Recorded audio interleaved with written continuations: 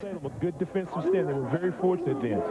Well, not only recovered the fumble, but he forced that fumble as well. Calvin Lloyd having himself a sensational day out of White Oak, North Carolina. Here they try to get running room up the middle for Winston-Salem, and you kind of get a feeling now that they're not going to just kind of hold it close to the vest, but they'd like to use a little of that clock, just try to get their ground game going as much as they could. And then use the pass is probably just a little surprise more than a part of the real offense right now, Stan. Winston-Salem's got a balanced attack. I mean, you look at Hedge, you look at Tyrone Murphy, Damon McKee. These are kids that can run the football, and then you've got Torrey Woodbury out there on the side. So I think now it's just going to be a game plan. And again, here they come. Just continue to run the ball straight up the middle, and anytime you've got a little soft underbelly there, you're going to use it as Terry Newkirk carries the football again. Newkirk was not listed on our depth chart, but again, he's carried the ball very, very frequently here in this offense today for Winston-Salem for a moving of the sticks. Nobody told us about Terry Newkirk, and I know why. They wanted to surprise us. Yeah. There's the secret weapon right there, picking up 5 yards on the play. Newkirk again, 5'10", 203 junior out of Wallace, North Carolina, lines up as a tailback again. 1st and 10 for the Rams. Woodbury, again, he's got the option of checking off at the line of scrimmage if he wishes. He does. He hands off. This time it is Brian Edge. Edge puts a nice little sharp edge on a 230-pound rush up the right-hand side and gets about 4 yards on the carry. And Sam, Winston-Salem has given the ball to the fullback probably more today, 3, 4, 5 times than they have all season. I know Brian Edge and Damon McKee got to be happy about that. They are carrying the ball and picking up 2 or 3 yards, which gives them great situations for second down.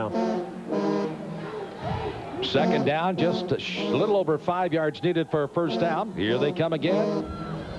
That's Newkirk diving through to the 41 or 2-yard line. They'll spot it at the 41. Winston-Salem nursing the clock down to 2:07 here in the opening period with a solid lead just when Central looked like they were ready to take one in to try to tighten this thing down. A fumble in the end zone recovered by Calvin Lloyd, his second of the day.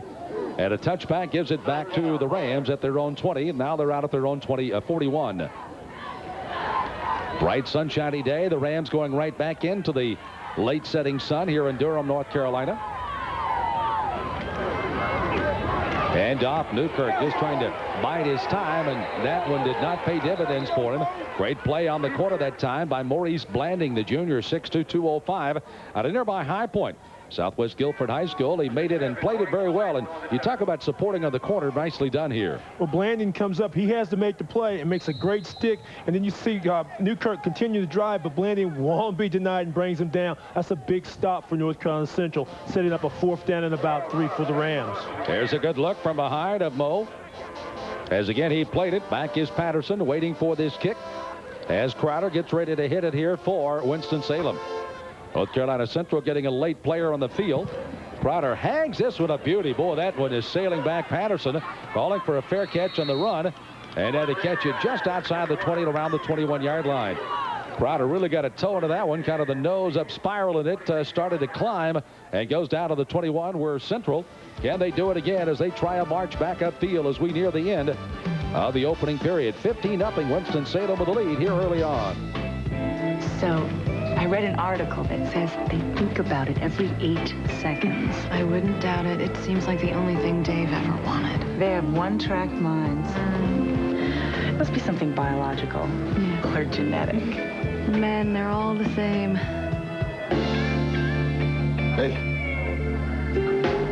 You read my mind.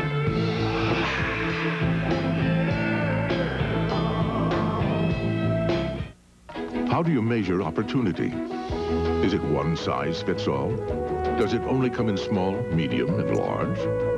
At Nations Bank, we believe the true measure of opportunity is not the size of your business, but the size of your ideas.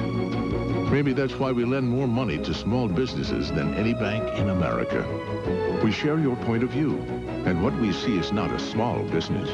It's a huge opportunity. Let's make the most of it. One of the country's leading historically black universities on 100 acres with 5,600 students from small towns and big cities. A top-ranked teacher program, state-of-the-art biomed, biotech, and computer technology. The nation's #1 law school for women.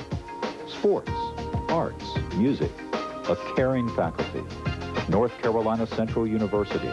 gives a higher meaning to higher education.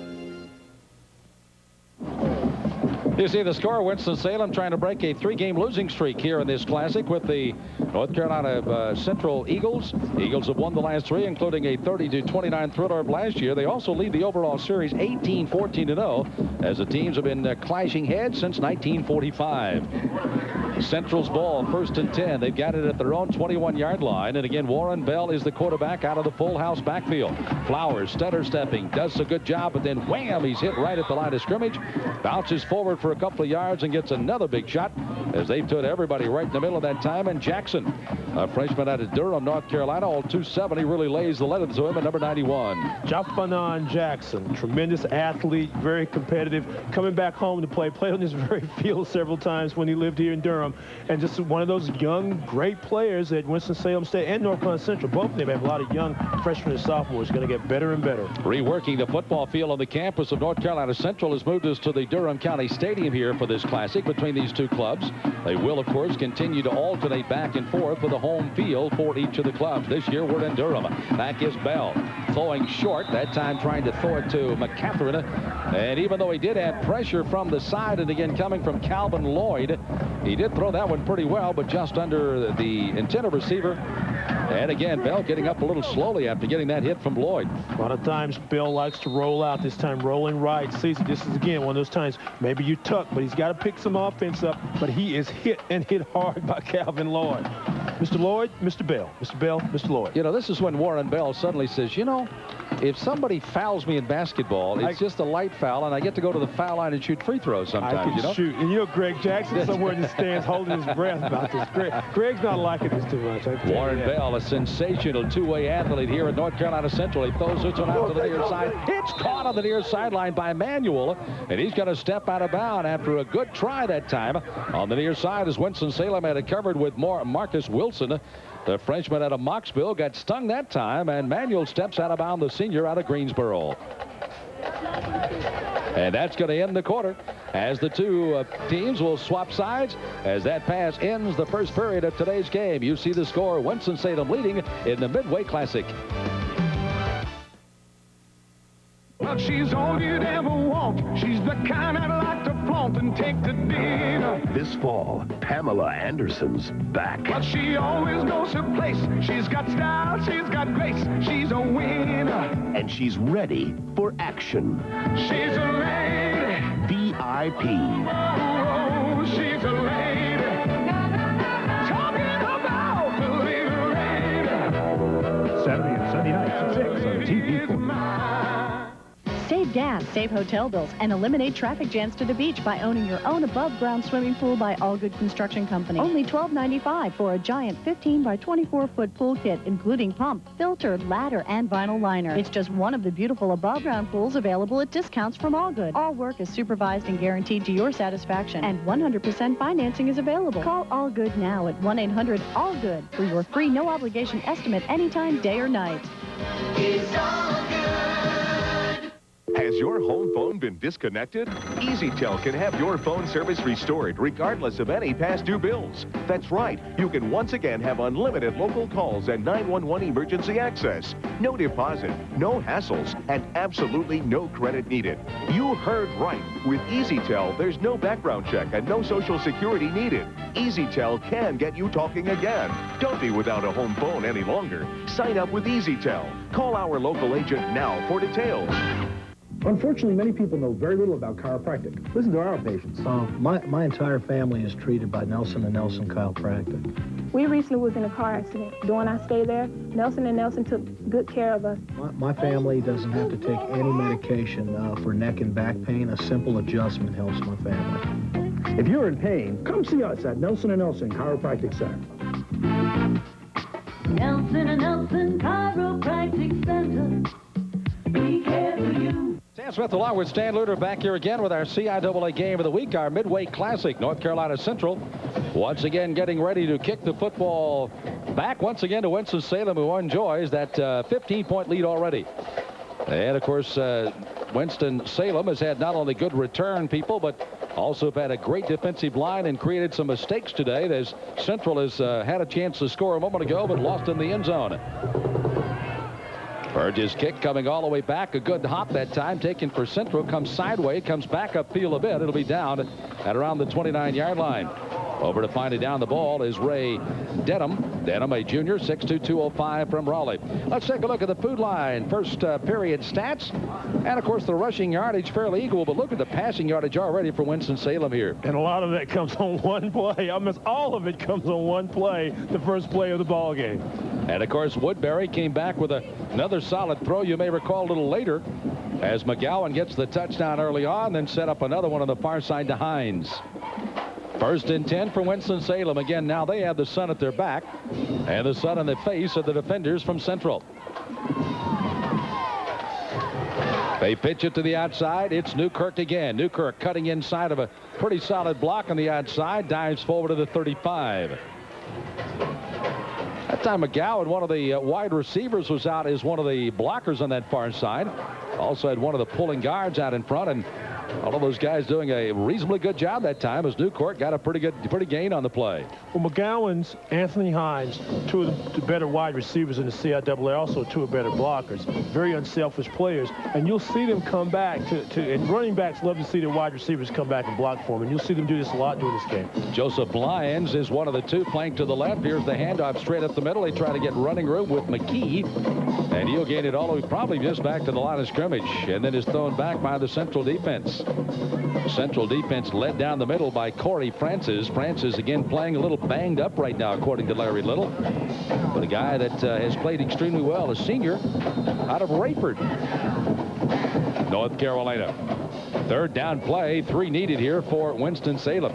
Yeah, they're just happy here, Stan, even though they'd like to try to get a first down, certainly, but they're using some clock, and the North Carolina Central defense has been out there a long time. Been out there a long time, but if you're Winston-Salem, you can't get complacent. You've got to put points on the board as often as you can. Newkirk, he will get the first down, or will he? He may have been down just shy. He may have had a little second after to get it almost to the 40-yard line, and if my eyes don't deceive me, that would be enough for the first down, as he needed to just break the plane around the 39, but the officials want to stop the clock and bring the chains in. I'd like to remind you, coming up at halftime, we've got a very special award to be handed out to a very deserving young man at North Carolina Central, and our good friends at Burger King have a special scholarship award. All of that coming up. We'll also visit with the chancellor of North Carolina Central and also the head man at Winston-Salem State University as well. All of that on our halftime show, brought to you by Burger King today. Well, it's enough for the first down as they eyeball, and it's a 1st and 10. And Winston-Salem does move the sticks again. Kermit Blount very adamant about that being one of the real keys to this game today. Here they try to get the big fella loose again. McKee trying to carry everybody with him at 235. Carries a couple of the Central players, but not for much as he tests that left side. Now they've got him where they want him. Now they've run it up the middle. They pitched out to Newkirk, and now they're setting it up maybe for a little passing here. And Woodbury would love nothing more than to hit one of those speedy receivers right now. Well, you've seen on these last three plays, they've come with twins in the backfield. They've had wide receivers at both sides. They sent someone in motion, and that's the tough thing about defending Winston-Salem. They give you a lot of looks. Like you said, they've got him in a great position now. It's a 2nd and about 6. You can pass, you can throw. Well, Woodbury not giving away which way he's going. He's got McGowan's to the left and Hines to the right. Hines gives him a little wave. McGowan's comes in motion. Hines instead, they're going to pitch to Newkirk, and again, they may not get the play off. It's going to be a delay again as the play clock had wound down. Woodbury saw the blitz coming. Central was going to bring everybody. He tried to change into another play, and just time ran out. This is one of those situations, especially in the first half, when you don't mind your quarterback using the timeout. It was an interesting scenario. A senior, Jared Keaton, number 71, out of Lenore, North Carolina, number 71, our offensive tackle, went over to Woodbury and says, hey, don't worry about that blitz. We'll pick him up. You just play your play, and let's get it going here. He tried to check off, and it gave them an opportunity to get a 5-yard penalty. So it's 2nd down and 12 now for the Rams. Now you're in a passing situation for Winston-Salem. Now he's got the receivers. They truck it up the left side. Woodbury on the move. Gets a good block in the corner. Turns it at midfield. Still on his feet, and down he goes to the 40-yard line. And the athletic ability of Torrey Woodbury takes it all the way down to the 40-yard line in Central Territory right after the Eagles had forced them into a long down situation. Here it is, Woodbury capitalizing on the run. Well, these are the plays that just kill you if you're North Carolina Central fan. You get Woodbury on the corner. Nobody comes up. Everybody's in coverage. Look at the good block by Dissa Price, number 88. That sprees him, gets him an extra 5 yards, gets the first down for Winston. We just talked about the unselfishness of the wide receivers for Winston-Salem. That was evident there. First down, Rams. Newkirk also throwing an excellent block in the corner. This time again, McKee. Look out, the big fella's rumbling. And he takes it all the way down to the 15-yard line, dives inside to the 14. And there is a runaway freight train as they try to bring him down, and they can't do it as Central finds out that this is a guy who not only can bench 450, but continues to get stronger. And look at this run. Woodbury, McKee catch Central in a little blitz right up the middle of the defensive line. Carl Jones has a chance at him. You got to wrap him up, and that's a 15, 18-yard gain. First down, Rams, and this Winston-Salem team looks really sharp today, Sam. 11 minutes left to go here in the second period. Again, they give it this time, and they're going to hand off to Edge. Edge still moving, dives, touchdown, Winston-Salem. Brian Edge takes it in as the Winston-Salem fans have something to cheer about. McKee, may have softened him up, and Edge, who may have turned an ankle in doing so, is down in the end zone, but he scores for Winston-Salem. Let's take a look at that run one more time. Little dive option right there, just first man through. There he is. Just breaks one tackle, and nobody ever lays a hand on him. That's a big kid. Brian Edge, 6'1", 230 pounds, only a sophomore. And as he comes down, you can see he rolls over that ankle or knee, but hopefully he'll be okay soon. I think he's touching that left knee. May have cramps. It could be cramps. May have cramps. It's not an overly warm afternoon, but nonetheless, it can be something that can take a toll on you here. And he again is writhing in pain. No, nonetheless, it is definitely an ankle or maybe in the calf. It is a cramp, but it does appear to be an ankle, and he is in pain right now.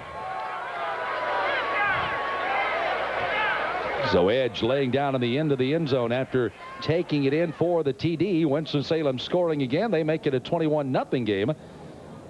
After again controlling the football for a major portion of this first half of the game. This is a nice little handoff. Great offensive blocking. Travis Harrison, Brian Andrews, Joan Downing, Walter Watkins. The offensive line does a great job. You even see some of the wide receivers out there, and you've got to like that if you're Winston-Salem.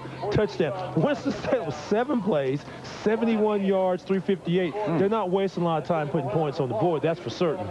14-yard run by Edge, who now is up and walking off. You mentioned the name of Brian Andrews, who's the left guard. Sean Andrews, of course, his brother right behind him. Get this, 330 pounds for Brian, 295 for Sean. How'd you like to drag a chair up to your table with those two guys? You wouldn't get me the biscuits at that house. I'll tell you what, I'd rather have to clothe them than feed them.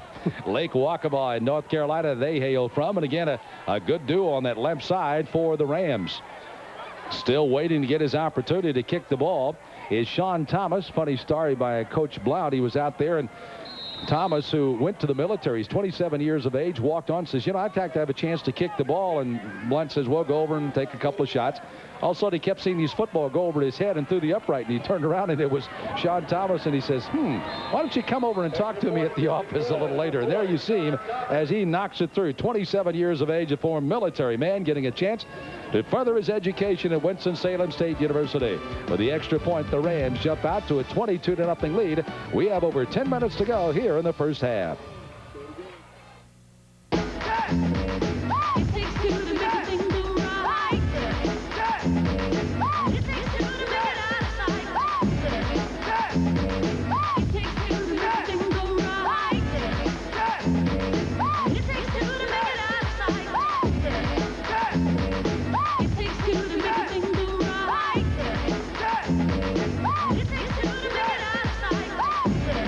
If you ask us, it just tastes better. Yo, kick it. To make it here, you've got to bring your mind, your body, your soul, and your spirit. But most important, you've got to bring your tickets. The 1999 CIAA Tournament, February 22nd through the 27th, Lawrence Joel Coliseum, Winston-Salem, NC. Call toll-free to get yours. My grandma was a daring young woman, driving her trusty General Motors car to California, then back to New York. That's where she met Grandpa. So when I announced I was off to California in my trusty GM car, Grandma knew I'd be just fine. And so did I. General Motors, cars and trucks you can count on wherever life takes you. People in motion.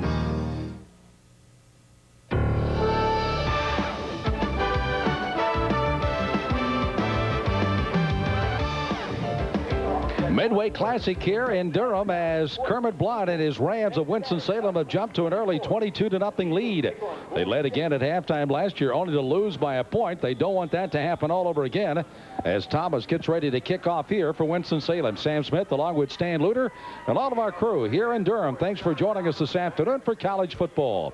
Looking right back into the sun, you can see how it's right in his eyes is Montez Patterson, and he will field this one right around his own 12-yard line. Great speed as he sets up behind the wedge. Turns the corner looking for one last block. He's got one man to beat. That's Thomas finally being caught and dropped from behind. Now he's done this twice. He took one back to the midfield line. He takes it even deeper this time into Winston-Salem territory. He's doing his job now. The Eagles have got to fly high on the offense. Montez Patterson is #1 in the CIAA in kickoff returns, and this is the reason why. He catches the ball, and it's return left. There you go. One block, two blocks. All he needs is a little bit of open. He takes it, and Sean Thomas, the man we talked about just a minute ago before break, is able to slow him down, and the Rams able to make the tackle. But that's the type of momentum play that North Carolina Central needs, and you see they're back in the wishbone, back to basics. More than a 45-yard return as they pitch it to Flowers. Flowers on the outside. Looked like student body right going that way to the 40-yard line as he had all kinds of people out in front of him, but still a little upset he didn't get one block that he needed it. They'll gain about 4.5, make it a full 5 as they stretch the chain. So it's first down and make that second down and 5 yards to go here for Central. And Sam, how dominant has Winston-Salem been this first half of this ball game? 208 yards in total offense for the Rams, only 7 for North Carolina Central. Let's take a look at that return that set this up. And there you go. Once again, that's Montez Patterson, the man that does have the return and got him set up. Now, Ken Bell and company ring the bell here for Central. They need it badly. They hand it off to the first back through, and that's going to be Johnson. Johnson will carry for about another 3 yards down to around the 35.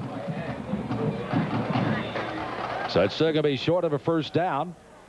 And let's see what they rule. Well, they ruled him inside the 35, down to the 34-yard line. So it's going to be third down and very short yardage here, Stan. Very important for North Carolina Central to just stay patient in their offense. What's got them there has been the wishbone. They've picked up a lot of yards over the last 4 weeks. Now, just get this first down, keep those chains moving. If you're Winston-Salem State, you want to continue to bowl you back, play solid defense.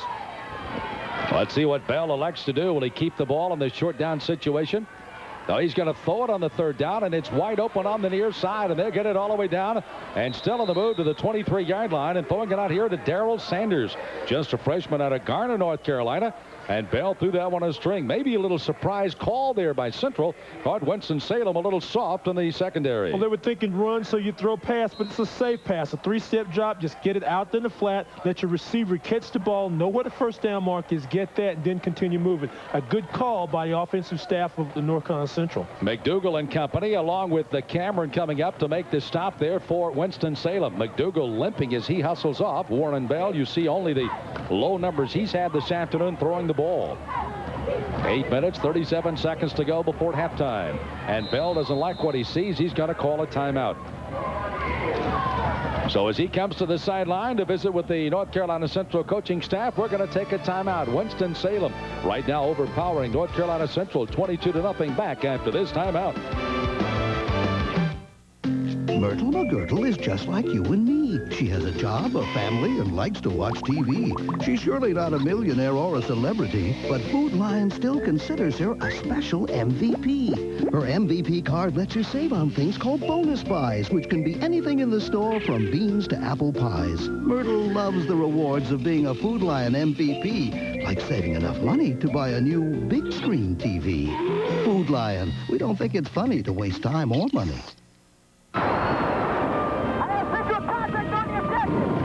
This is for Mr. Blanchard, who told me to make something of myself. For Miss Miller, who never let me settle for a C. For my parents, who believe in my dreams. For myself, for my future. Be all that you can be.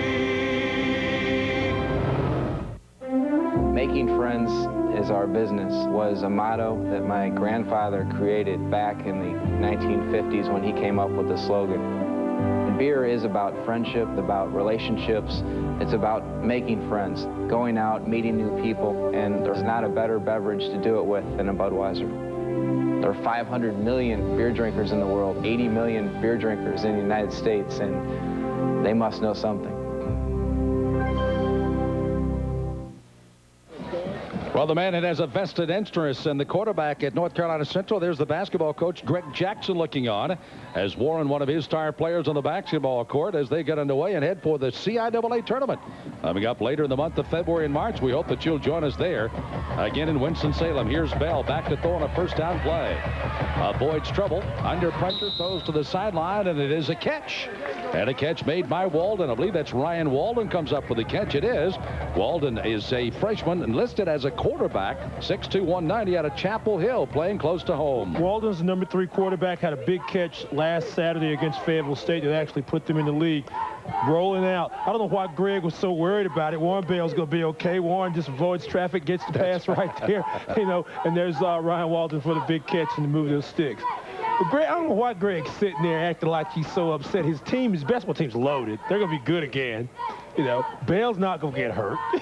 You try to tell that to Greg, yeah? You know, I love going to the basket as they bring out the change to measure here if it's a first down or not. We love going to the basketball roundup over in Winston-Salem earlier this week. And, oh, you talk about guys crying about what's going to happen. Man. I don't know what's wrong with those basketball coaches. Why do those basketball coaches do that? I'll tell you what, I am just amazed at how those basketball coaches whine about how good their teams are, huh? You are blowing smoke today. That's enough for a first down. Central moving on that great pass to Walden and Bell. You may recall they got down into the shadow of an end zone, but fumbled in the end zone for a touchback and lost a chance for 6. Bell hopes to hang on to it this time. Trips to the right. A lone running back is Bulla behind him. And Bell is back to throw. Looking, corner of the end zone. It is Ansel Brown, but it's going to be too tall, and it was too wide for him to hang on to. So Brown came up very close to making a big play there. Well, Ansel Brown is probably the number 1 receiver on this team, a good athlete. Tries to run the little post corner route, but doesn't have enough room to get that. Again, you're rolling out. That's what I think I like about North Carolina Central's offense. They protect Bell, give him a chance to roll. Look at that tight spiral. But see, he's got the catch, but he's got to have one foot, doesn't have either one inbounds. Good play, good idea. But when trips right, go away from the formation, come back inside to Brown. So a second down, 10 yards to go. They can acquire a first down by getting down to around the 3.5-yard line. As they're about the 13.5, the pitch goes wide to Flowers, looking for a block in the corner. Oh, they string that out for Winston-Salem. No place to run to on the far side. Led on one time by a fine freshman quarterback, B.J. Cameron, number 2, from Durham, playing right here in his hometown. He just stretched it out with help from his friends. Wilson was the other man that kind of helped that out on that corner as well. Let's watch it as they string it out. Tall sweep, get the ball in Flowers' hands, see if he can turn. See, but he never gets his shoulders around. Never gets his shoulders around the line of scrimmage. You've got to turn it. But the defensive Winston does a great job stretching. Finally runs out of real estate. Good defensive stand by the Rams. Third down as they run the ball down for only a gain of a yard. Bell out of the shotgun. Bulla, the lone running back there with him. Bell looking for him as he flared to the flat, now has to run away. Still on his feet. Here's Bell. Still moving. Got to be somebody downfield somewhere. They throw it to the far corner of the end zone. It's complete. Touchdown. Central, and it's going to be Manuel coming up with a touchdown. Is there a flag down anywhere after all of that mess? There is not, and the Eagles have scored. My, oh, my, oh, my. What a drill that turned out to be, as Bell used every bit of this football field, and you see Manuel coming up with a touchdown catch. The senior out of Greensboro Page High School makes the reception. When I was a kid in the backyard, we used to tell guys, you go this way and I'll go that way and you go over there and we'll go by the tire, and the first one can get by the tree scores a touchdown. Rolling, looking back, avoiding, just throw it up. But Johnny on the spot. Jelani Manuel, nice cut. He came back. Had he not come back to catch the pass, he wouldn't have. And now they get the touchdown, and they're going to see if we get 2 out of this. Well, it'll be Bell lined up for 2. Bulla, the lone running back, trips to the right side. Man in motion is Brown. They throw it, they flare it to the outside, and an easy catch on the far side by McCatherine, and it's going to be a 2-point play. And they stack it up on the board, trailing now 22-8 with still 7 minutes left to go before the halftime break, as the Eagles have truly started to fly a bit here now in the first half. So Bell engineers the touchdown run and converts on the two-pointer, and we're in for a foot race to the finish today. One of the most difficult times for a family is when someone passes away. At a time of sorrow, loved ones are left with the details, the decisions, and the costs of arranging a funeral. There was so much to do, and the funeral ended up costing us thousands of dollars. The Silver Care Plan relieves families of the worry, cost, and confusion over funeral details by providing cash for final and any other expenses. It makes sense to be able to plan ahead and protect my family. The rates are so affordable, even for someone like me on a fixed income. With the Silver Care Plan, there is no physical examination required. Your rates can never be increased, and your plan cannot be canceled. The Silver Care Plan not only helps with the decisions and costs of a funeral, but you also get a free planning guide to help organize and carry out your wishes, to help your loved ones when they need planning most. Everything was done just the way Dad wanted it to be. I didn't have to worry about anything. Everything was taken care of. I was very pleased. The claim was paid so quickly. To get free information about the Silver Care Plan, just call the toll-free number on your screen. Call now, and I'll make sure you get free information about the plan and its benefits. There's no obligation on your part. The information is free, and so is the phone call. For free information on the Silver Care Plan, call 1-800-367-9494. Well, a little artsy-crafty as we have a little Star Wars going on for you here. 22-8, Winston-Salem, the biggest star of the day, as they lead the Midway Classic. But we have time, 7 minutes left to go before the first half here in Durham. Central after a touchdown. They'll kick off. And an in-over-end kick. Looked like it's going to come up short. The man who had recovered and went back earlier for Winston-Salem will carry it up the center of the field and still battling for yardage. They'll bring it out with Devin Johnson, the fullback, again from Baltimore, Maryland, brings it out to the 30-yard line. Let's go back and take a look at Central's touchdown pass here from Bell. One of the first things you notice, they go out of the shotgun. That gives Warren Bell an opportunity to look over the defense, and if he needs to scramble. He avoids one tackler. He avoids a good block right there by number 77, Albert Marsh. This gives him enough time to throw against the grain, the farthest place you can throw the ball for the touchdown. On the conversion, they went trips right a few moments ago. They didn't get anything out of it. They go the same formation. This time they bring our man inside, and there's a catch and touchdown. Coach Little says, yeah, baby, that's what I like to see. You bet. We can't run the ball as we'd like to. Let's just throw it over the top of them, and now we've got a timeout call. Central taking a timeout here as, again, Winston-Salem State, again, will have it 1st and 10 at their own 30. 7 plays, 43 yards, took 3 minutes and 22 seconds off the clock, and I know that the Central defense said, could you stretch that out just a little bit more, please? Manuel, again, 12 yards on the reception for the TD. They've been on the field a lot, the defense of Central, but that was exactly what they needed offensively. They had to put together a scoring drive, and they were able to do that. Now, what that will do is give the defense some momentum. They'll be excited when they make a stop and give my offense a chance to get the ball. If I'm Winston-Salem, now what I've got to do, spread them out again like I've done so many times early in the game and get first downs, keep the chains moving. Let's see if we can get some points. We'll counteract them, strike right time. Don't let the momentum change. Well, halftime coming up between these two clubs. And, of course, we'll give you that score at the end of the half, but there's plenty of things coming up. We've got the scores and the highlights. Burger King Scholarship Presentation. 10 weeks out of the year, they present a $10,000 scholarship to a deserving scholar athlete, and one of those players is on the field with us today. Also, our special guests from both of the universities will visit with us all at halftime. Brought to you by Burger King today on the CIAA Game of the Week. The handoff as they hand it straight up the middle. By the way, a new quarterback in there is Aaron Patrick, the QB, replacing Woodbury now for Winston-Salem, as they give another one of their opportunities to see the senior from Highland, Kansas, getting an opportunity to run the club here for Winston-Salem. Now, Patrick has a strong arm also, and Coach Kermit Blunt's not afraid to use him. And you have to wonder if Troy Woodbury may be injured. He got hurt last Saturday against Livingstone, came back in the game, was hurt again on the leg, and you just wonder if he's been re-injured on the leg, or if this wants to change to get Aaron Patrick in the ball game. So the senior is biding his time. They try to get it to Newkirk, and there's going to be no place to run to. I tell you, God, it's been so very active today for Central on that corner has been Francis, as he is really, number 98, has really just kind of run roughshod. And, of course, the man that really started it all off earlier on their defense, of course, Carl Jones. Corey Francis has done a great job on the defense on the left side. And one name we haven't called a lot is the preseason All-CIAA defensive back for Central, and that's Michael Wall, the senior, number 29. He hadn't been in place. They throw away from him, as Coach Larry Little told me. That's one of the reasons. Well, Wall's 1-on-1 out on Hines. You talk about the best on the best over there. They're going to throw it the other way. The ball is tapped up. It's going to be a reception. There's a flag down. That could be a holding call with the ball in the air. But again, McGowan comes over for the reception. We'll see where the penalty's going to be, as I believe he was held, trying to prevent him from getting to the football after it was tapped in the air. Tip drill. That's all it was. You do it on defense and you do it on offense.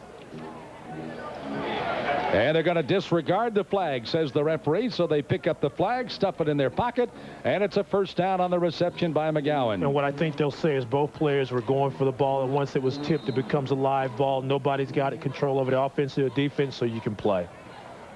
First down, 10 yards to go, 45 of their own territory for the Rams. McGowan to the near side. Hines on the other side against the All-CIAA player. Walls on the opposite side, the wide side. Here they give it off on that handoff, and a man that has been called on, Devin Johnson, has returned a couple of kick returns. Now carries for a couple of yards out near midfield again. And Winston-Salem trying to eat up some clock. 5 minutes to go in the half now. Being very patient, Devin Johnson, only his first carry today, third of the season. And Winston-Salem came from a double wing formation that time. Again, that's about the 7th formation they've shown you, giving you something different to look at and try to turn those sticks, as Coach Kermit Blunt told us with a lot of emphasis the other day. Get those sticks moving. Woodbury looking on cautiously from the sideline as Patrick, who has completed 50% of his passes so far this year, is not going to throw again as they hammer the running back that time, Tyrone Murphy, as he is nailed in the backfield. He's had to play behind some great ones, including Huntley and Henley both. Huntley, of course, now playing in the pros for Pittsburgh, and Henley, the All-CIAA player of last year. He has bided his time, but that time he had no place to go. And Brian Gilly right in there as soon as the pitch was made. Brian Gilly, the freshman, the injured last season, breaks it through. Boom, there's a hit, a strong hit, takes him down. Big play, North Carolina Central. You're talking about Richard Huntley. I think he gets his first start tomorrow for the Steelers. Wow, that should be a great opportunity. By the way, correct me if I'm wrong, is Brian Gilly larger than the city of Reidsville? Maybe. Here's the long pass. Patrick, he's got a man in the open, but overthrows Hines. Well, Patrick had decoyed that one, and there was that mano-on-mano you talked about. Wall over there on Hines, and they were stride for stride, but that pass was just an eyelash from being a long gainer there for Winston-Salem. Two of the best in the CIAA. There's a play fake a little bit. You see the live arm of Aaron Patrick, and he just puts that his first pass is a little too long right out the outside. Either one get it, but you see the great coverage by Wall. Crowder kicking for Winston-Salem. You see the numbers on him. His longest at 38 today on the 2-punt. Long high snap. They rush it and almost got a block at him. What a great job by Crowder. It takes a good bounce by Winston-Salem. Will go all the way down to the 15-yard line. And Crowder, I tell you what, he had an onslaught against him that no one should have to live through, and he's off the seat of his pants saying, "Thank you, Lord, for letting me get that one out of there." Both coaches talked about special teams. They have very good field goal kickers and they have good punters, but the thing they didn't talk about is they both of them like to block punts, and already this season both teams have blocked punts, and I wouldn't be surprised if it happens today by one team or the other. Crowder was back there saying, "I hope I've got enough body parts to get back to Monroe after this is all over." He somehow survived it in a long kick, and another excellent one takes it all the way down. They spot it outside the 15 at the 16-yard line. Now does Bell and company, going to the teeth of the sun, have enough to get more on the board with 3.5 left to go before halftime, trailing 22-8. They could really make a ball game out of this thing if they can go the length of the field. Here's Bell. He's back to throw. Looking. He dumps it out on the near side. Trying to gain some running room is McCaffrey. He gets one block. Tries to break through to the outside. Still on his way and gets it all the way out to the 33-yard line, and that's what the young man has been able to do. Terrell Watkins was there trying to come up with him. Well, let's make that Marcus Wilson, number 32. He almost got away from him, but a good gain out to around the 33-yard line. A lot of things happened on that play. Bell wanted to go deep. He couldn't go deep. He checks off, goes to the short receiver, McCaffrey. A tremendous athlete. Jukes one, almost breaks it back up the other side. But you see the tremendous athletic ability of Durant McCaffrey, the 6', 180-pound sophomore. sophomore. But, you know, that's what you like about Central and Warren Bell. Larry Little told me yesterday he's making better decisions. He could have thrown that away. He just has to take patience. Closing in on 100 yards passing as they try to test the middle this time. Very short yardage here for North Carolina Central. By the way, I'm going down around the 20-yard line after this game is over. But Catherine making a cut on a dime and left some change out there, and I'm going to go find it. I need that change. He made a great move. This time they gain only 2 yards in the play. Second down and 8 yards to go here for Central. Now you've softened up again here, Stan. What do we look for? I think he's going to rear and throw again. I think you run. Hey, don't forget you've got a great athlete in Warren Bell. Let him roll out. You know, you've got a good formation there. Let's see if they will pass the ball. He's back to throw. They're trying to get it out here again on the near side to Manuel. Manuel under the cover. Caught from behind and dropped down to the 35-yard line. And the only thing that Central is doing now is just priming the open spots in almost a zone coverage and then letting the speedy receivers, Manuel in this case, do what he does when he gets the football. You know, Sam, it's kind of like our first game of the year with Virginia State, where you get the ball to the wide receivers and let them do something. Well, North Carolina Central has a potent attack in Jelani Manuel. Just catch the ball and then let him run. 3-step drop, read the coverage. You have nothing on the strong side. Go weak. Manuel catches, takes it for a big game. Larry Little told us that Warren Bell has matured. He feels he's making better decisions. Of course, a costly fumble cost him a touchdown early on, but he has really engineered a couple of nice drives here back-to-back for Central now. And he rolls to throw. A lot of pressure. Got to use that speed. Lloyd's on him. That time he tried to dump it off to Manuel on the far side, and he had to get rid of it in a hurry. I tell you, a guy that's been a pain in the rear end for North Carolina Central, and that's Calvin Lloyd, the young man out of White Oak, number 35. He has been all over this football field today. He's forced to fumble. He's got a recovery. He puts pressure on it. We don't count hurries in this game today. If we did, he'd have at least 5 because he's putting pressure. Look at the pressure. Look at the pressure. Give me. Get. And he Bell does a good thing again. A good decision. Last year, he may have tried to make the play. This year, he just throws the ball at the feet of his player. No interception. And let's live for second down. You saw a moment ago, of course, our Scholar Athlete of the Week for Winston-Salem State University. Just an excellent student, and he's reading it well today. Back to throw on a second down play. Here's Bell. Again, he's come up short. He tries to throw it to Brown. Ansel Brown on the near sideline could not cleanly pick it up off the turf. And it goes incomplete, brings up a third down play now. And Central's getting a situation now where they're putting wide receivers on both or either sides. It gives them an opportunity to be one-on-one with the corners of Winston-Salem. They feel that their offensive players are faster than Winston's corners, so they think they can bust a big play. We've seen it early in the game. Don't be surprised to see it now. This would be a good situation for the third and long. Much too early to talk about critical plays, but this has to be one, I believe, for Central. They've got a 3rd and 10 facing them, down 22-8. Bell back to throw. Line holds well. He steps in between. A lot of running room for Warren Bell.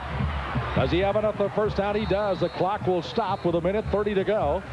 And Bell's got a first down here as Greg Jackson, the basketball coach, kind of cringed a moment ago as Bell dove into the teeth of the defense here. You go 3 wide outs, go deep, you look. He looks to his left, he sees no one, he looks, tucks it, and get as much as you can. Warren Bell's a very... Winston-Salem, this is Boone. We've had a chance not to call his name very much. He's an outstanding player for this club. He's been kind of in and out of the lineup with some injuries earlier, but Boone is one of those guys they were really trying to call upon to give them some defense, and he's down. And let's see what they appear to be working on the right leg this time. They recall that we had a player that was for Winston-Salem that was hurt on the touchdown run, Brian Edge. Actually did not see him on the last series of downs. We hope that he's all right. Looking across the way to see if he's still there as they continue to work on here once again on Boone. Well, there's been several players that have already started to come full circle here, and they're all after one thing, and that, of course, is a Budweiser Most Valuable Player of the Game. I think the jury is still out on who might get that, but I'd have to say that Winston-Salem's got some very strong candidates, and North Carolina Central's trying to add a couple of names or two to the list as well. That's coming up at the end of the game, as selected by the expert and the crack broadcast team on today's broadcast. By the way, they're coming in the second half. Okay, I just wondered who was the expert, who's the crack broadcast team. First down, 10 yards to go. Bell out of the shotgun. That's Flowers dancing around behind him. First down and 10. Flowers is the safety valve. They throw. They're trying to get it tipped away just at the last moment. What a nice play. Linebacker that time, Bolters, just getting back in the flow and just tipped that one away as they try to get that once again to MacArthur, excuse me, who was right loose at around the 5. Good play by the linebacking core. Bell has a nice touch on that ball, and Walters, who sometimes drops back in coverage that time. Everybody's deep, drops back and gets a handle and deflect that pass. Walters is one of those guys, Jonathan, from Mocksville, North Carolina, 6'3", 235, and a senior, number 1 tackle in the club. And one thing they say about him, he does like to hit folks. He will hit you. Second down, 10 yards to go. Still time with 59 seconds to go in the half.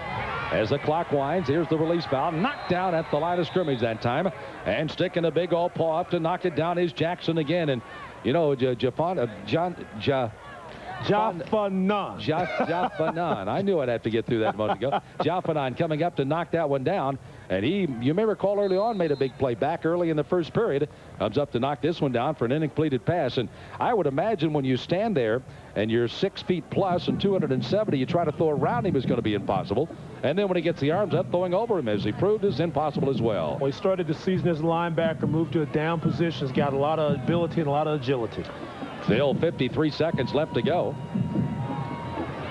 Back on a third down play. Bell runs out of time. Gets a block actually from Winston-Salem players as Bell's still moving, and it's finally going to be dropped out around the 33 or 4 yard line.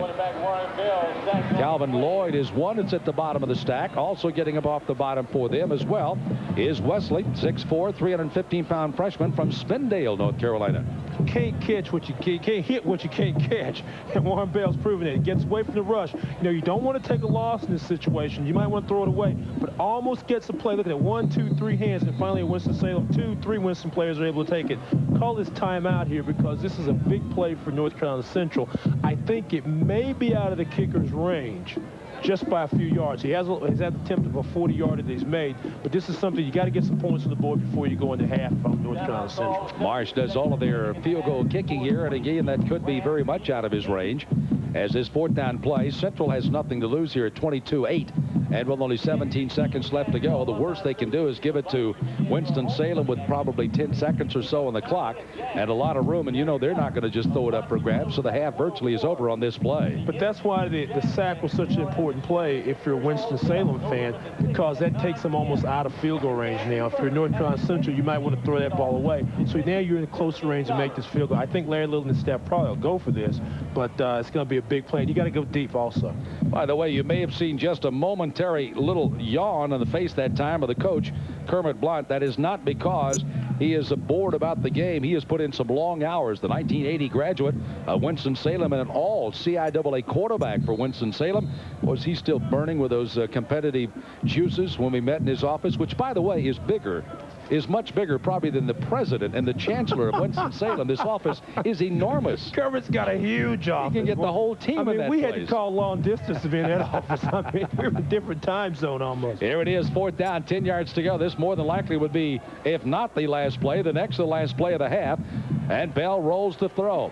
He's being pursued now. Gets away that great speed. He's got a chance to throw it. He squares and throws. It's in the back of the end zone. Brown is there.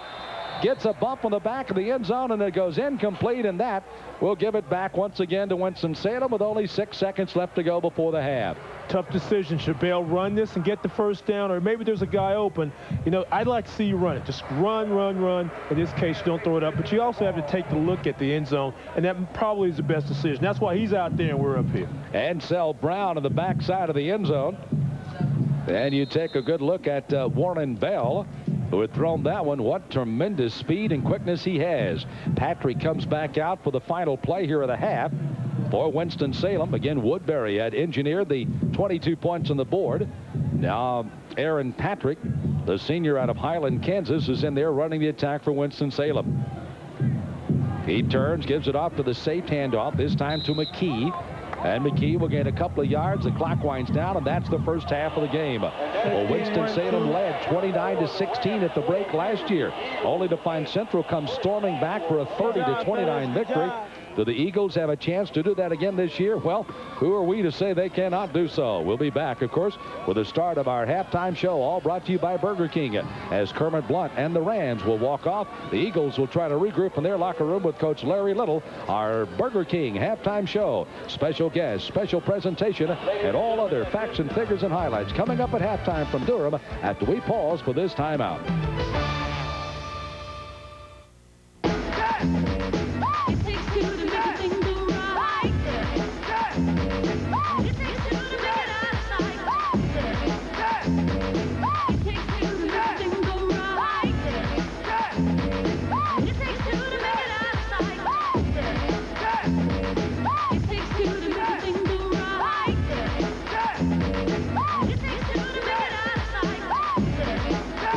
us. It just tastes better.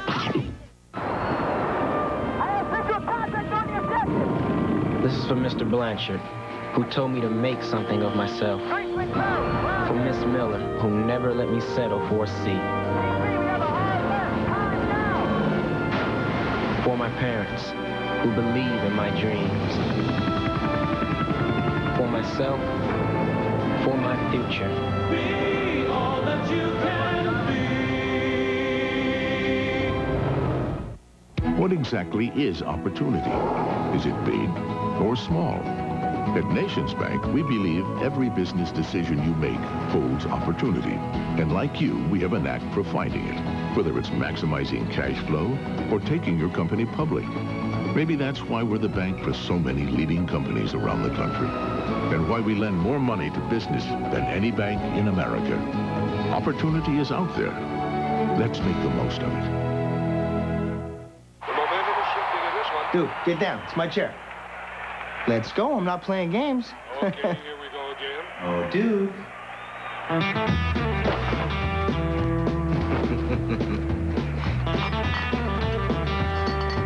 He's got him right where he wants it.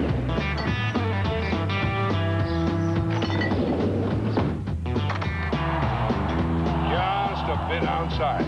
Hey, those dog obedience classes really paid off. Meet the Haggerty triplets, Rebecca, Robert, and Reed. 3 little angels with 3 big appetites to feed. All 3 love cookies, bananas, and pears, though sometimes they end up in Robert's hair. Thank goodness their parents know the best place to shop. For the foods these kids like, Food Lion is the tops. They have the lowest prices on cereal, milk, pudding, and more. All the foods kids love to eat or throw on the floor. Food Lion, we don't think it's funny to waste time or money.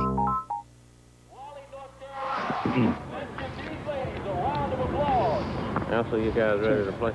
Are we ready? Welcome back to Durham, North Carolina for the Midway Classic. We're at halftime between North Carolina Central and Winston-Salem State University. It's always a great honor for me to be joined by some outstanding student athletes. And we're very happy that our good friends at Burger King have also elected to pass out $10,000 scholarships for 10 consecutive weeks to outstanding student athletes around the country.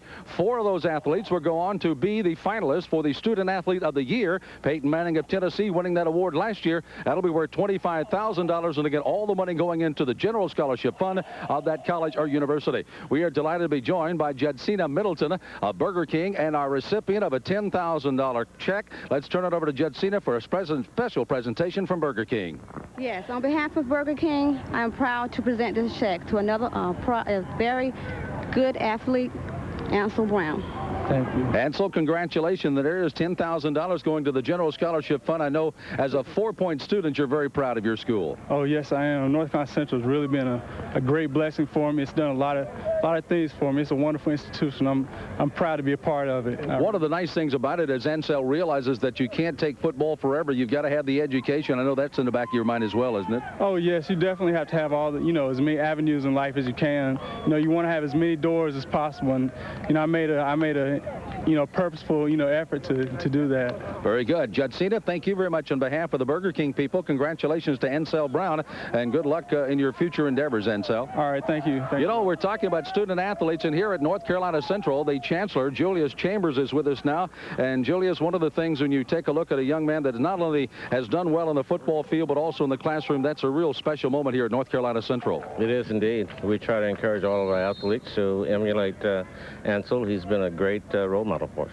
When you take a look at what's happening in North Carolina Central as far as the marriage of the athletic program and the academics as well, I think you've come a long, long way on that as well, have you not? We have, and we're quite proud of what we're doing, and we are continuing to work on it. This gift from Burger King will help tremendously, and we're proud that Ansel was able to qualify for it, and we look forward to continuing to work with Burger King and others. Now, the nice thing about it, it goes into the general scholarship fund, so everybody gets to share in this a bit, don't they? That's quite true, and Ansel, I know, appreciates how important that is for us in developing our program at North Carolina Central University. Well, Julius, again, congratulations on behalf of North Carolina Central, on behalf of Ansel Brown, and thank you for all joining us here at halftime. A very special moment for North Carolina Central and Ansel Brown, our scholarship winner by Burger King, and a $10,000 scholarship to the general fund at North Carolina Central. We're back with more of our halftime show brought to you by Burger King on the Midway Classic after this timeout.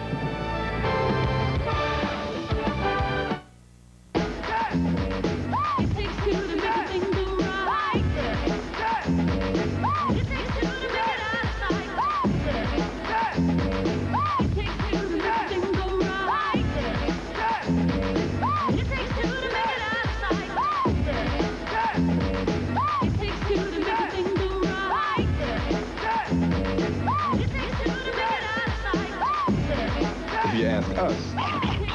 It just tastes better. It'll be good to see Uncle George again. I remember he'd pull up in his General Motors car, and a few minutes later, we'd hear him. He taught us about pride and love and about life. He'd say, son, always buy quality, and always buy from people that show you some respect. So like Uncle George, I'm a GM man. General Motors, cars and trucks you can count on for all the roads you travel. People in motion. Mary Margaret May is always on the go. From sunup to sundown, she rarely ever slows. From her office to school to daycare, she dashes. Then she takes her dogs to obedience classes. So she pulls into Food Lion when she has a moment free. That's where shopping is quick and easy. Because she knows when she gets home and starts to think she can rest, a little voice will say, Mom, can you help me study for a test? Food Lion, we don't think it's funny to waste time or money. Budweiser has 12 breweries located across the country. The Budweiser that you get from your local brewery is usually the freshest beer available in the marketplace. Budweiser sells very quickly. The average age of Budweiser on the shelf is about 40 days. Having local breweries ensures that your Budweiser is the freshest possible beer it can be by the time you purchase it.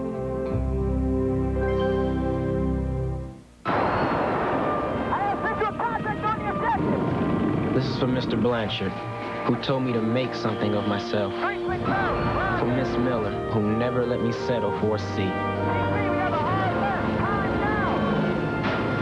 For my parents, who believe in my dreams. For myself, for my future. Be all that you can be. Welcome back to our Burger King halftime as we have a 22-8 score. Winston-Salem has the lead over North Carolina Central. Sam Smith along with Stan Luter as we greet you back for our halftime show. Stan, one of the things Winston-Salem came out, they kind of decoyed us thinking they might run the ball early. A big bomb gets them in the lead. They get another touchdown pass from Woodbury, and now their defense is having to kind of yield a little bit because Central's at least trying to come back in this half. I think if you're a Winston fan, Kermit Blunt especially, has got to be happy with the defense. They haven't given up the really big play. Offensively, they came out and they threw the ball. We knew they would throw it. We didn't think they'd throw it as quick as they did, 88 yards on the first touchdown. So if you're Winston-Salem right now, you got to be happy. You're happy you're ahead, and you're happy your team's playing a solid game. Larry Little had told us also he's going to stay with the ball, and as long as it was working, it didn't take him long to break that because they had to come out and throw and, of course, use the athletic ability of a great Warren Bell. Well, when you get down early, there's a tendency to want to panic. I think what Central's been able to do, they had an opportunity to score early, and Warren Bell fumbled trying to make the second effort. They came down, they had a good scoring drive near the end of the half and put some points on the board. What you want to do is take your time, get some good offense. And I think as the second half goes, there are going to be points in the game where Central's going to have to either break the bone, as we talked about, or stay in it and just ground it out. It'll be interesting to see what they decide to do. Winston-Salem, one of the things on their keys to the game was, of course, they had to control the special teams. Theirs going in a positive and, of course, holding Central away. Well, let's face it, Patterson has run it right down their throat on the kickoff returns, given Central good field position, but they haven't used it. That's something Larry Little, I know, wants to do in the second half if they get that opportunity. Oh, most definitely. And Patterson, #1 in the league. He can run the ball. He's a great athlete. 29 yards, only 30 yards on the kickoff. Get him in position that makes it easy for the offense. One thing also we didn't talk about in the first half, but that was Sean Thomas's first extra point block this year. He was 9 of 9 going into the game, so he's like 11 of 12 now. He's a good kicker, and I think this game could come down just like last year, Sam, to the end of the game where field goals are very important. Well, as they're turned out, the thrill of victory for North Carolina Central, 30-29. The agony defeat for Sean Thomas, who hooked it left as he had a chance to win it for Winston-Salem in the closing seconds. Does it get that close again? We're here for the second half. We'll continue with more halftime and stats at the Midway Classic in a moment. Next on Springer, Nicole and her lover have made several adult movies. There's just one problem. Nicole is married and her husband is outraged. I have a list of all the times we had sex off camera. Plus, John is fed up with his girlfriend's job in the sex industry. But wait till he finds out what else she's been doing. Well, we've been dating for about a year and a half. Next, Jerry Springer. Tonight at 10 on WKFT, TV 40. Donald Keatley drove a truck. Then he hurt his back. It was the longest 2 years of his life. Do you know how hard it is to ask your in-laws for money? So he called the money store. We paid his first mortgage, his second mortgage, and gave him the money to pay back his in-laws. Today, he's back at work. He's getting his credit back on track. He's saving money every month. And his pride, that was the first thing he got back. The Money Store. 1-800-LOAN-YES. Unfortunately, many people know very little about chiropractic. Listen to our patients. It took approximately 3 adjustments at Nelson Chiropractic to get the job done. Works wonders. That's all I can say. I definitely would suggest to other soldiers to come to Nelson Chiropractic. If you're in pain, come see us at Nelson & Nelson Chiropractic Center. Nelson & Nelson Chiropractic Center. We care for you.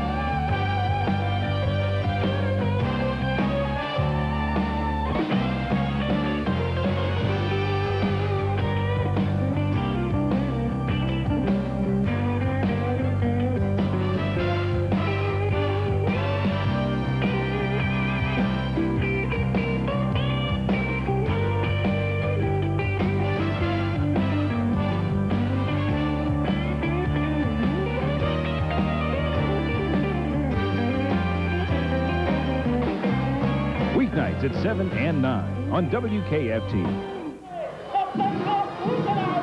Welcome back to the Midway Classic. Right now, so far, so good for the Rams. They've got the lead with a score of 22-8. Chancellor, Dr. Alvin Schexnayder is with us right now. And, Doctor, once again, looking at the Rams playing here, leading 22-8. You led early on in the game last year, only to lose. I know you don't want to have to happen again. No, I don't think so. We're doing a little bit better with that this year. I think we'll hold our own this game. Now, you've got a very talented football club, and you made mention just before we came on, peaking at maybe the right position. Right. I think that last year we did very well after midseason. I think we're playing a little bit differently this year, and I think we'll maintain a momentum for the rest of the season. One final football question, and the fact that you've got to finish on the road your next 4, including a Grambling game out in San Diego to end off the season, a great one, but that's a tough schedule for your kids. It is a tough schedule, but it's nice because it gives our students an opportunity to play in a venue they've never played in before against some heavyweight competition, but I think we'll step up to it. You've had, of course, we've already honored, of course, Calvin Lloyd as our student athlete of the week for Winston-Salem. We've seen Ansel Brand get an outstanding award from Burger King. That's what it's all about, the student athletes excelling. Absolutely, and student is first, athlete second, and preparing kids for the challenges they must face in life is what this sport enables us to do, and we're really excited about the opportunity. And as far as the growth of Winston-Salem State University and the programs that are going on over there, anything new we should pass on? No, we're in the process of implementing a strategic plan. We're trying to rebuild our athletic program as we strengthen the academic side of the house. And so far, I think we're very pleased with the results. And the nice thing about it, the host of our CIAA basketball tournament over Winston-Salem, what a great time of the year that is in February. Always is. And it's a great opportunity for the university, for the community, and for college sports. And so we're looking forward to that as well in February. It's been very nice also because the city and the university themselves have really kind of gone hand in hand to hope this thing. We have, and that's the way it should be. The university does not exist apart from what goes on in the community, and we look forward to trying to strengthen that tie, not only during the tournament season, but throughout the year as well. Now, let's get back you got the trip to San Diego. You made mention a great opportunity for the kids to travel, get on a plane, fly somewhere, and really, what an experience these kids are going to enjoy. It is, and as you may know, I'm an alum of Grambling, and I'm looking forward. Doug Williams is the new coach there. It'll be a chance for me to reconnect with some of my old friends, but again, to provide our students with a rare opportunity. So we're really very excited. You're still going to be pulling for Winston-Salem, though, aren't you? Absolutely. Absolutely. You looked at the bottom of your check, right? Absolutely. Absolutely. That hasn't changed. Doctor, thank you very much. Best of luck to the Rams. Congratulations on a good first half. You like to coach us on what might happen in the second half? Well, I'm optimistic we're going to pull this one through. All right. There you've heard it from the Chancellor of Winston-Salem State University. Doctor, thanks for joining us. We'll be back with more. We will look at highlights and stats of the first half of the game. We return with our CIAA football game of the week from Durham in just a moment.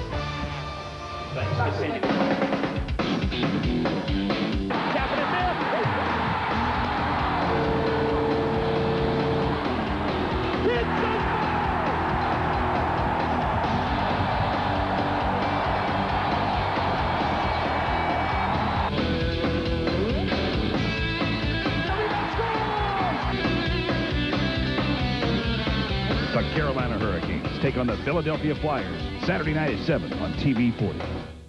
Has your home phone been disconnected? EasyTel can have your phone service restored regardless of any past due bills. That's right. You can once again have unlimited local calls and 911 emergency access. No deposit, no hassles, and absolutely no credit needed. You heard right. With EasyTel, there's no background check and no Social Security needed. EasyTel can get you talking again. Don't be without a home phone any longer. Sign up with EasyTel. Call our local agent now for details. I'm here to tell you there can be peace on earth. What a wonderful world it would be if people would just say, I'm sorry. I was wrong. I can see it now, and you can too. Let Mother Love show you the way. On my new show, Forgive or Forget, where every day people come to see if the person they've wronged will forgive them or say forget it. Weekdays at 4 on WKFT TV 40. Never underestimate the power of forgiveness. This is Emily Paris with the WKFT Community Bulletin Board. The national tour of West Side Story will perform at 7 p.m. October 22nd at Givens Performing Arts Center on the campus of the University of North Carolina at Pembroke. For tickets, call the box office at 910-521-6361. Hope Mills Family YMCA will hold an open house on Saturday, October 17th from 9 a.m. to 5 p.m. and again on Sunday, October 18th from 1 p.m. to 5 p.m. There will be a free membership drawing. Call 426-6666 for more information. The Sanford Brush and Palette Club will host its 34th annual art exhibit October 20th through the 25th at the National Guard Armory in Sanford. Works of art by members will be on display. Call the Armory for public viewing hours. If your organization has an event you would like to post, please send information at least 2 weeks in advance to WKFT Community Bulletin Board, 230 Donaldson Street, Fayetteville, North Carolina, 28301. CIAA football is being brought to you by Burger King. If you ask us, it just tastes better. By General Motors. We'll never forget who's driving. By the U.S. Army. Be a part of the toughest, smartest Army in the world. Be all you can be. By Budweiser. Now's a perfect time to enjoy a fresh, cold Beechwood aged Budweiser. By Nations Bank. No one has more ATMs than Nations Bank. Check your balance or get cash at nearly 7,000 Nations Bank ATMs across the nation, all at no charge. And by Food Lion, extra low prices and more. Okay. Welcome back to the Durham County Coliseum and Stadium as we watch on here for college football this afternoon. Winston-Salem State University and North Carolina Central. And Winston-Salem has jumped out in the lead. Let's take a look at our Nations Bank first half highlights. And it all started with an aerial attack coming from Winston-Salem and Mr. Woodbury. First play off the blocks to where Woodbury just says, hey, let's see how far I can throw it. And Chris McCown's, how far can you catch and run with it? 88-yard touchdown, one-on-one coverage. He beats the coverage. Nothing but touchdown all the way for Winston-Salem State. Winston-Salem follows it up, but a nice play fake. I like that. Deflate, holds the linebackers, hides the ball, plays peekaboo with it, rolls to his left, has a lot of time, could have run it maybe for a touchdown, but finds Brockett in the corner of the end zone right there. Touchdown, Winston-Salem State. And the Rams are rolling. How well are they rolling? Look at Brian Edge. He's only carried the ball 2 times a day, but one was for 14 yards and a touchdown. Rumbling, bumbling, stumbling, touchdown, Winston-Salem. And the Rams are looking good.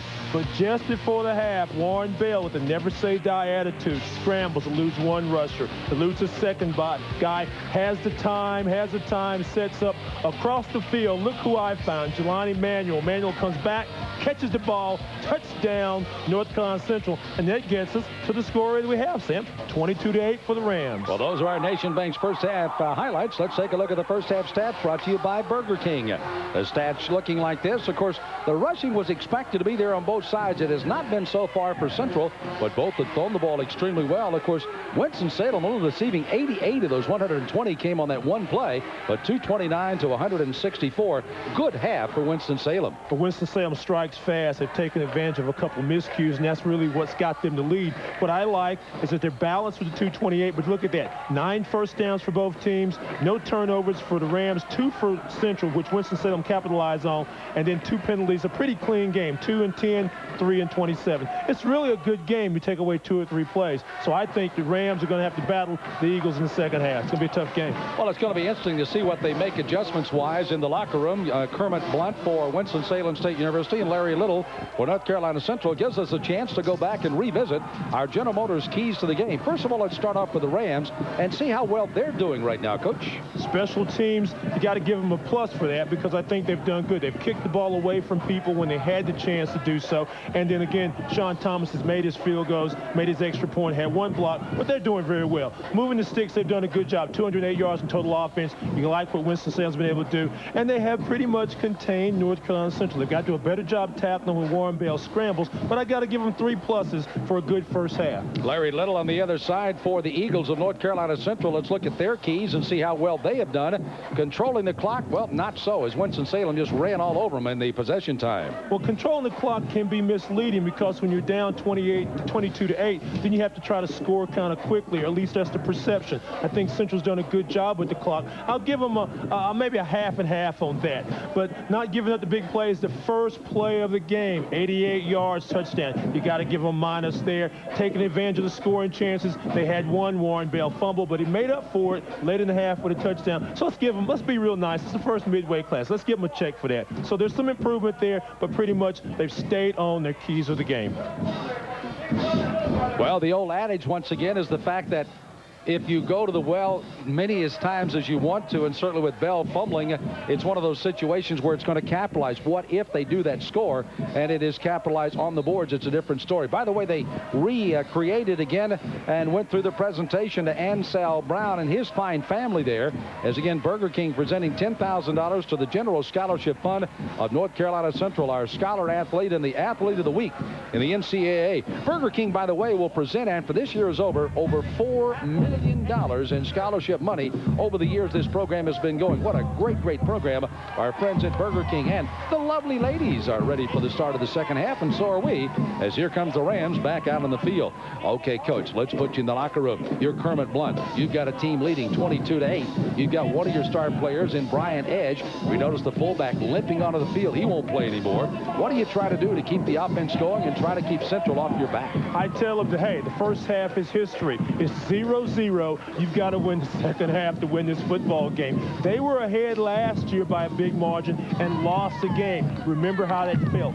Do the things that got us the lead. Let's continue to play that well. Well, it'll be interesting to see as we take a look at our ones to watch coming up here in just a few minutes how the two quarterbacks are doing. Numbers will probably be reasonably close, but of course Woodbury with that long touchdown, and 2 for that matter for the day, has certainly taken the lead. And right now it will be the second half kickoff coming, as it is the Eagles gathering down below us with Larry Little. No one with more fire in his belly than Larry Little, as he, of course, spirits his club and gets ready to go. Larry, by the way, passed on. We also would like to pass on our condolences to the family of Anthony Lee Price. He was known as the gentle giant on the sideline, just a guy that was up and down the sidelines for the Eagles. Died of a heart attack this past summer. One of the assistant coaches, and he is sorely missed, not only for his coaching ability, but just that great smile and the great friendship we see on the sideline. Again, we send out our condolences to the family of Anthony Lee Price, one of the assistants at North Carolina Central. A good look at Coach Little. There's Coach Blunt across the way, and his club is going to get the ball to start the second half of the game. Kickoff time for Central, as Coach Blunt would like nothing more than to kind of engineer a pretty good drive. His club will be going back into the sun, which will create a problem for the quarterback as he does look upfield. And, of course, going the other way, Central receivers, if they've got to throw the football, are certainly going to be looking to the sun. Here's a fair catch to be called for on the near side, as that one came up high. And it's Andre Shin, a defensive back, just a freshman out of Winston-Salem. He alertly called for the fair catch, and it's down. It'll be 1st and 10 for Winston-Salem at their own 32-yard line. That's a smart play. It gives them great field position. You don't want to risk again. You know, it's getting late in the afternoon. The sun's still high. You know, no turnovers, no big plays early. Good, smart decision. Let's see what Winston-Salem would do with its first possession. You see one of our Budweiser's ones to watch. Not many passes, but great completions. 3 of 4 at 108 and 2 touchdowns. As Mr. Woodbury has done his job early on in helping Winston-Salem to the lead, their first play of the second half. And again, I don't believe they got they did get it off that time. It'll be a movement along the line of scrimmage. There was still 4 seconds on the play clock when the flags were flying. May have been some encroachment, or at least motion, by Winston-Salem to drag him off, but it is procedure. So apparently some movement on that front line, and Apparently trying to get a little jump was Walter Watkins. Watkins, a young man out of Albemarle, North Carolina, trying to get a little bit early jump here. Well, Kerry Blunt told me yesterday that this guy's got a great upside. He's only a freshman. He expected him to start when he recruited him out of Albemarle High School, but he's just a little too eager right there. He wanted to hit somebody. I tell you what, he's over there on that same side with John Downing, and those two guys take up a lot of room. Here's Newkirk, breaks into the secondary, dives his way up to the 38-yard line. Nice play as he carries it right over that fine blocking on the left side. Keaton, the senior, along with Brian Andrews, the fine guard, just a sophomore, number 70 and 71, and they open up a trap block that really sprung him through for a big gainer. An offensive line of Winston-Salem State of Downing at 330, Andrews at 330, Travis Hairston, the center, is 295, Walter Watkins at 300, and Keaton at 300. I'm telling you what, they'll block the sun for you. Here's the handoff. They give it to the big fella up the middle again, and McKee just dragging people along the way. Takes it all the way out across midfield down near the 49-yard line. They'll rule him down right at midfield. And a big guy, Damon McKee, again the junior at 235 pounds, and he just carries people and carried a load there. Woodbury, by the way, is having the option of going to the sideline and getting a play every time from Coach Blunt and the offensive coordinator on that side. So he's having the opportunity to get some good counseling by the coaches. Over there, Michael Winbush is the offensive coordinator for the Rams. They like that play so much, they'll try it again. And here he comes rumbling his way down to the 40-yard line. And there's McKee once again. Going to the heart of the defense.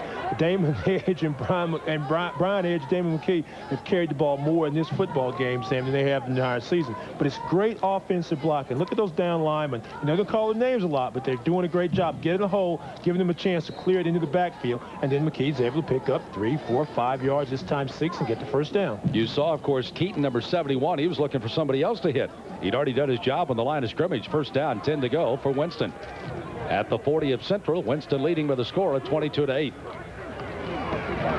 Little cross buck coming to the far side, and there again is Newkirk. Good stutter step. He's in the open field, but we caught from behind. North Carolina Central coming up with number 7. That's Blanding, and he not caught him. Newkirk was on his way to another possible touchdown, but boy, he just came back against the grain nicely on that one. Just a little misdirection handoff. You send one people left, and he comes back right. There's the inside handoff right there. A good block by Down and a good block by Andrews. Frees up Newkirk. Newkirk, smart. Take it away, go inside, outside, and almost takes it to the house, as Kermit told me the other day. He said, I got a lot of running backs that can take it to the house. Well, he's just 2 minutes into the third period, and he's trying to take it at least to the back stoop again. Here it goes again. Newkirk, look at him just weave his way and battle his way down to the 2-yard line. And a slew of North Carolina's Central bodies all laying behind that running play. 1, 2, 3, 4, 5, 6 players, and one of them is not getting up too quickly here. And the young man has been hurt. I believe it's number 51. Again, that would be Chris Gilmore, but again, we have not seen a good clear shot at his number. But he is down right now on the staff as you see Newkirk again taking his way down to the 2. Strong runner. Interesting enough, and indeed it is Gilmore who is in pain on the sideline. Interesting, Newkirk was not listed on the depth chart and was not talked about by Coach Blunt at all, but he has certainly been the man of the hour here so far for Winston-Salem. Well, he told us he had a surprise for us. He did, yeah. Say what it was. I thought it was some food or something myself. I thought it was a new pair of pants or something, new shirts or something like that. New car. I didn't know it was a new running back, for guys' sakes. A little concern here. Another one of the ankle problems is you can see Gilmore really being worked out on the sideline, now going to be helped up. The nice thing about it is we've had all of the young men, well, you can see he's going to be helped off pretty well. Edge was helped off. He, by the way, is limping and will not play for Winston anymore. Let's see if we can pick up this ankle injury again by Gilmore in pursuit of this play. Yeah, as he's running, you can see right at the end of the play, his ankle just kind of goes out on him. It kind of turns it right there. And so it's a sprain. Let's hope it's just a light sprained ankle. Maybe retape him and get him back in. But the Central has a Laura Vasquez and her crew. Good job of getting guys back out there. Here's the handoff straight up the middle. Not a new running back for Winston-Salem. Touchdown as they run it in straight up the middle that time. Is Corpington, John Corpington, a sophomore out of Conover. And he takes it in as Winston-Salem scores again. Now they add 6 more points to make it 28-8. So a bevy of running backs indeed, as they just take this one home. Just a straight power play here. Straight power football. 1, 2, 3 blocking right across. Boom. Corpington gets in. Look at this. great line surge, and there's the big hole. You know, and Winston-Salem State putting points on the board, and that's something they haven't done until last week. They'd only scored 33 points. Today they're really going overboard with the points. Well, Sean Thomas got some height on that one. He said, I had one block, the first one ever. I'm not going to get another one as he airbornes that one after Corpington takes it in for Winston-Salem. The extra point is good. And with 12:28 left to go in the third, Winston-Salem again jumps up on the score of 29-8. We're back after this timeout. Okay, it's my big debut. Here we go. Wise. Okay, I'm ready when you are. Good. Wise. Did he forget his line or what? Is this the regular one or is he the understudy? Is this? Yeah, thank you. Hey, you gotta wait for me. Let's hold it, not you. He goes, then I. Wait a second, not you. Hold it. Why? Why? I can't work in this environment. Cut! Cut!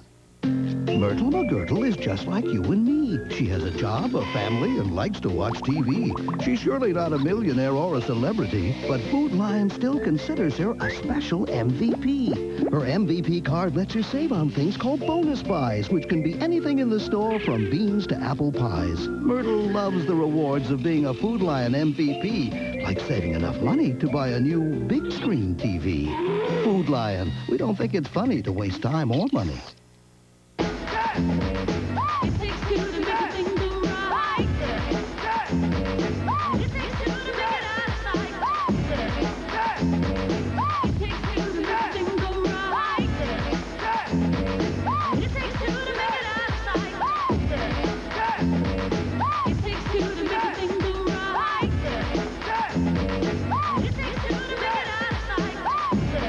If you ask us, it just tastes better.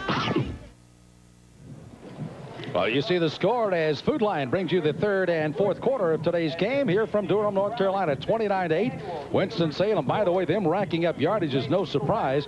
When they lost 38-33 last week to Livingstone, those two clubs together put 774 yards on the board as Winston-Salem had 360 yards in total offense, and they're well on their way to getting that again today. And this is a team coming into the game, Sam, that was only averaging 18 points a ball game. Today they've already put up 29, and there's a lot of this second half to go. By the way, the other side of the coin, North Carolina Central saw Fayetteville State score late and lost their game 22-17, so both trying to come off a loss in the game today. Here a kick to the near side, and North Carolina Central has got a runaway, and this is Green, and Green is finally bumped out of bounds. Jamel Green takes it on a short kick that time by Thomas and runs it back. And I tell you one thing, their return people on kickoffs, if they don't get it deep to Patterson, the short people do what they need to do. And Central has had great opportunity after some kicks, but just have not done anything with it. They work hard on special teams every day, and North Carolina Central has to be happy at the field position they've been able to get. Just a great, everybody's walled off. Just take it right down the side of the field, puts you in great field position. Jamal Green, his twin brother Jamar is a defensive back. I hadn't called his name, but that's great. Look at that. 4 kickoffs already, 144 yards. Oh, my. What a nice average by Central. But again, the key, nothing to result for it. Here's a little delay, and a well-designed play went for naught because of a play by number 95. That's Corey Williams, 6'1", 265 sophomore, Claremont, North Carolina.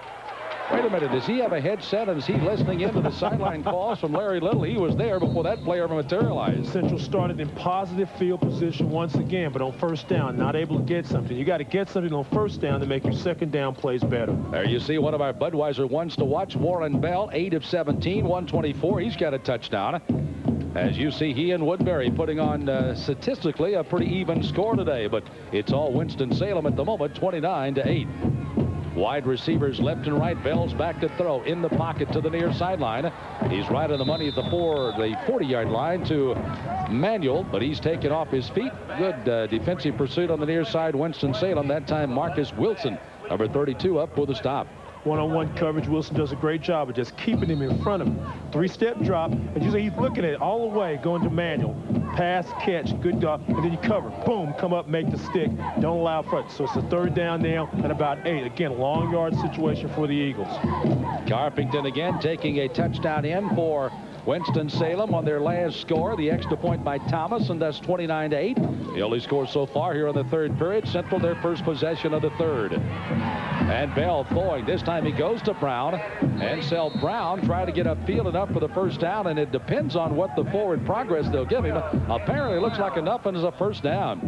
Depends on the spot, Sam. I think they're going to give it, first down. Ansel Brown, again, outstanding play. You saw already he's received an award early on. He got the $10,000 scholarship for the general fund, and the U.S. Army's always looking for the guys that are just doing what they need to do to be the best they can be. Ansel Brown, saluted by the U.S. Army, being all he can be this afternoon as our scholar athlete with that perfect 4.0 average at North Carolina Central. 1st and 10 for the Eagles. Handoff Flowers, sprints it to the outside. Running over blockers, still on his feet. That is a great individual effort by Flowers, who is averaging 8 yards per carry, and that's exactly what they need to do. That kind of running by Flowers to get themselves back in this game, just shy of a first down. Just a little stretch play, try to extend the defense, see what you can get. Led Flowers. Flowers does a great job reading. But look at the block right there. One, that's McCathlon, opens up, gives him a little room to the outside, a little juke, runs into his own offensive player, but that's okay. Manuel's trying to block, but he can't get it. But it gives you what we talked about. Now, North Carolina Central's in a second down in a short situation. You can pass the ball now. You can run your option. You can do a lot of things in this situation, especially here, almost as we're in the red zone. Flowers looked over to Jelani Manuel and said, "Do you mind? This is my spot," as he tried to run through it. It's a second down, short yardage. Back to throw is Bell on the second down play. He throws the outside. That's McCathlon. He's got enough for a first down, but has to go to his knees at the 18, and now they're ruling no catch. Referee right on top of the play. Apparently he saw something that McCathlon did not get his hands underneath the pass, and it's incomplete. Yeah, it's interesting. They came up with a short pass on that second down and very short yardage. I would have thought they might try to air that out a little bit. I guess they were trying to get it to McCathlon, let him do something in the open field. Well, McCathlon had to come back for the ball, and it was slightly underthrown, and that might have been a chance where you want to go deep, see what you can get. But now you've got 3rd and 1, get the first down. Let's keep moving. Johnson, Bulla, and Flowers are the 3 running backs behind Bell as they stack it again, and there's movement along the line of scrimmage. Bell even getting his club a little out of sync with the call that time. Curtis Carlton, I think, the tackle.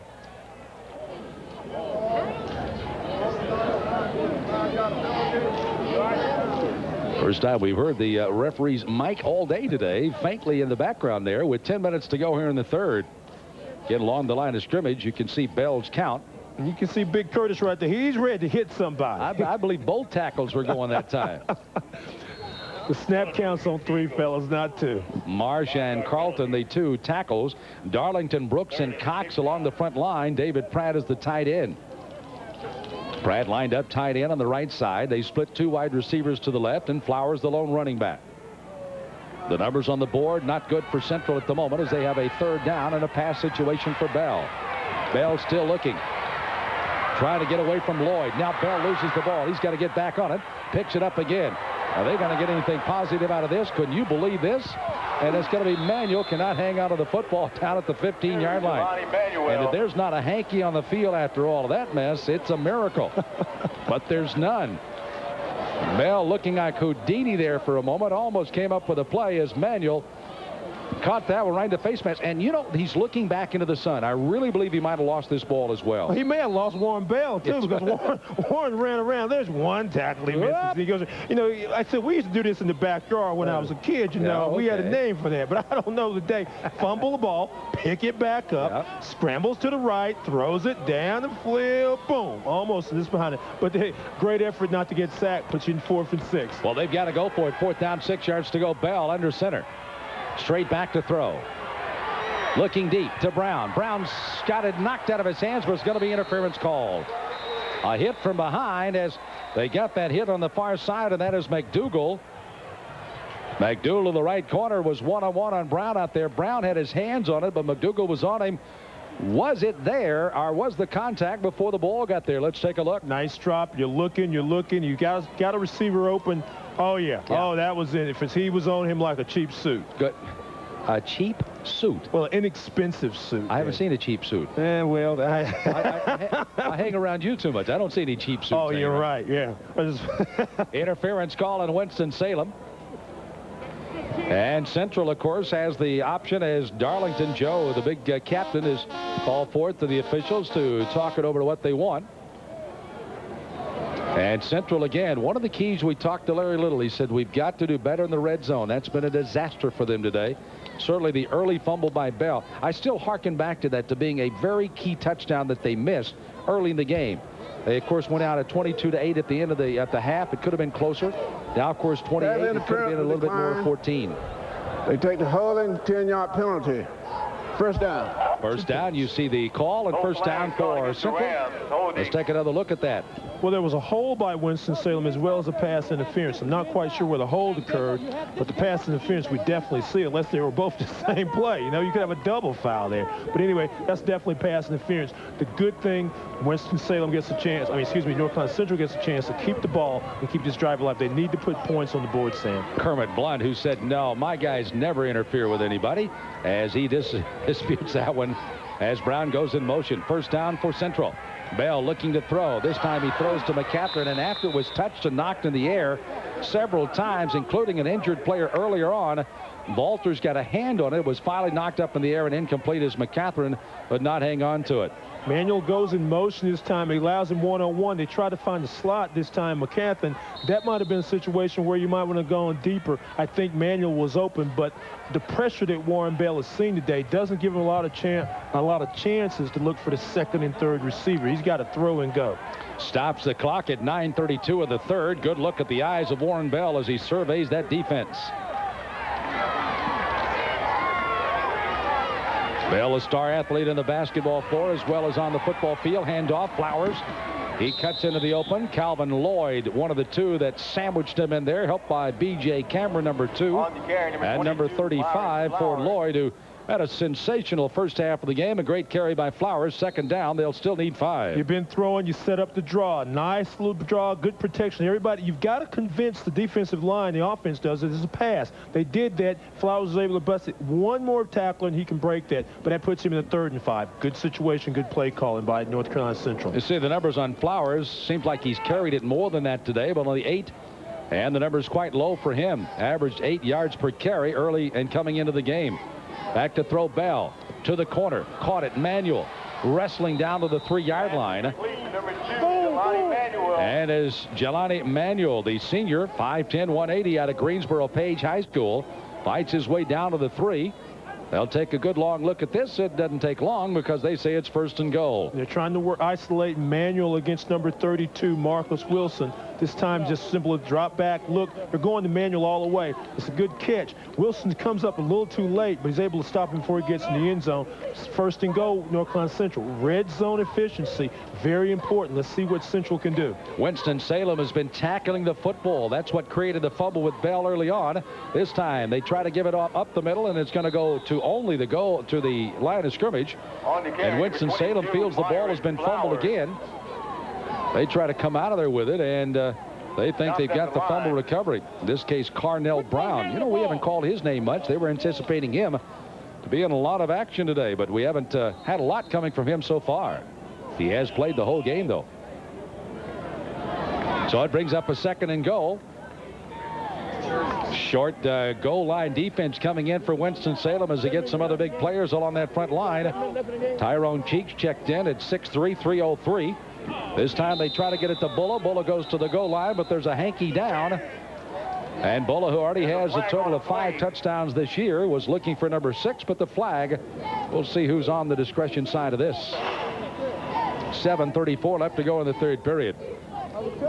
Larry Little very anxiously looking on as well. By the way, the man in the foreground there is Jermaine Hall, as he, of course, is heading up as the offensive coordinator. That's Coach Hall there. Illegal motion on the offense. 5-yard penalty. Replay 2nd down. So Coach Hall's had himself quite a tough day today as he's trying to get something going offensively, and got to be kind of depressing when you get yourself down, you fumble the ball in the end zone. Here you have a touchdown call back, and now you just got to go right back to work with a 2nd and goal to go again. Another opportunity now. You can't panic right there. They're in the full house to wishbone. This is a run situation. Let's see if they can play fake, make a pass. Let's see if they get Flowers on the corner. Bell being pursued hard. Guess what? Brown, who we have not spoken a lot of, this will be scooped up and it'll be returned. And rumbling with the football is going to be Corey Williams, but it was Brown, the man we told you had not been in a lot of the action tonight. Carnell Brown must have heard what we said. He said, well, I'll show those guys. He strips the ball clean, and Williams takes it upfield, and Winston-Salem comes up with another turnover by the Eagles. Talking about bad luck. If it wasn't for bad luck, Central rolling away. He doesn't see the defender coming. Warren Bell, you got to tuck it when you feel pressure. And there's the big fella say, hey, I'm going to get this. And he sees the end zone, Sam, but he runs out of gas. He can't get there.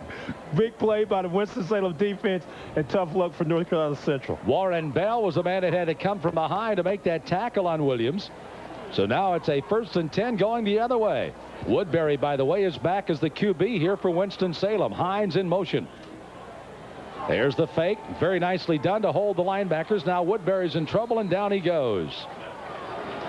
North Carolina Central getting their pursuit. That time Ahmad Shepard, a sophomore, 6 feet 190 from Greenville Rose High School, makes the stop for a loss. Goes back to the 42. Well, fake. There's a ball. He's looking. I like the idea of Winston-Salem trying to strike immediately after the turnover. Throw the ball down. Put more points on the board. But Brian Gilley, the whole defensive line, stands up. You have to ask yourself now, how many times can North Carolina Central's defense stand the test of time versus Winston-Salem? They've had some opportunities they haven't scored. To see what we can do. Now McGowan's, who had a touchdown the first play of the game, was in motion. The pitch out goes to Newkirk, and he has to hustle back to cover this one up. Now all of a sudden the Winston-Salem offense that has been so potent all afternoon now sputtering a bit, and North Carolina Central's defense is now trying to take advantage of this. This actually was a pitch backwards too. Probably the best thing to do for Woodbury to keep it, but he gets defenders there, the pitch is behind, and they're lucky. I mean, you're living right. Yep. Things are going well for you. This Saturday afternoon, the ball bounces right back to you. Winston-Salem keeps possession of it. That was a free ball, and in fact, it was pitched backwards and fumbled by Newkirk, who had to get back on it. Another loss makes it 3rd down. They need at least 20 for the first down. Rolling is Woodbury. Going across his body into a crowd to McGowan. He's got it for a near first down. They missed it by about a yard, I believe. Depends on the spot of this. And they didn't get a favorable one because they drug it back about a yard. And another defender for North Carolina Central is down on his hands and knees. And that is going to be Anthony Conley, the fine junior linebacker out of Greensboro Ben Smith High School. He's a dandy. I think Torrey Woodbury does a great job of throwing across his body. You don't teach this every day, but he does a great job getting some mustard on it. McCown's is not afraid to catch the ball in the crowd. He's very quick. He's real strong. Caught the ball in the crowd and is short, I guess, by about a yard. Winston-Salem on the far sideline as they try to get their offensive coordinator going on the far side. That is Anthony Faison. Faison's been with Coach Blunt for the last 6 years, and you see he and Woodbury going right to work with each other. Sam, you just mentioned Anthony Conley, the 6'1" defensive player from North Carolina Central, went to Smith High School. One of my former assistant coaches when I was at Livingstone, Tony McGee, is the head football coach at Smith, and his team's having a great season. I think they're like 6-2 and ranked in the state, so wow, I got the opportunity. Tony doing a great job, so keep up the good work. Can I do that? You can do that. Okay, I didn't know if I could or not. I didn't. As long as the check's in the mail. Yeah, it's going right, to be a kick by Crowder now. He'll have to kick it away for Winston. Low snap. He'll clean it up and drives one back. Patterson is going to watch this one hit, and it goes in the end zone. They'll bring it out to the 20. Crowder's kind of happy about that, particularly since it was a low snap. He would have loved it to skip out of bounds inside the 5, but it didn't work. It'll be brought out to the 20. 1st and 10 for Central, returning 3rd period with 5 minutes to go. How do you measure opportunity? Is it one size fits all? Does it only come in small, medium, and large? At Nations Bank, we believe the true measure of opportunity is not the size of your business, but the size of your ideas. Maybe that's why we lend more money to small businesses than any bank in America. We share your point of view, and what we see is not a small business. It's a huge opportunity. Let's make the most of it. My grandma was a daring young woman, driving her trusty General Motors car to California, then back to New York. That's where she met Grandpa. So when I announced I was off to California in my trusty GM car, Grandma knew I'd be just fine. And so did I. General Motors, cars and trucks you can count on wherever life takes you. People in motion.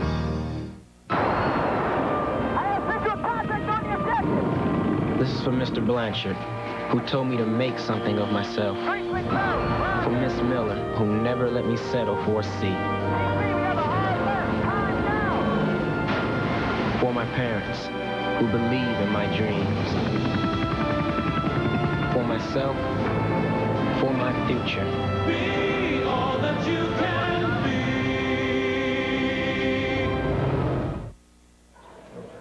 Welcome back as the sun slowly sets. Yes, it still sets in the west here in Durham, North Carolina.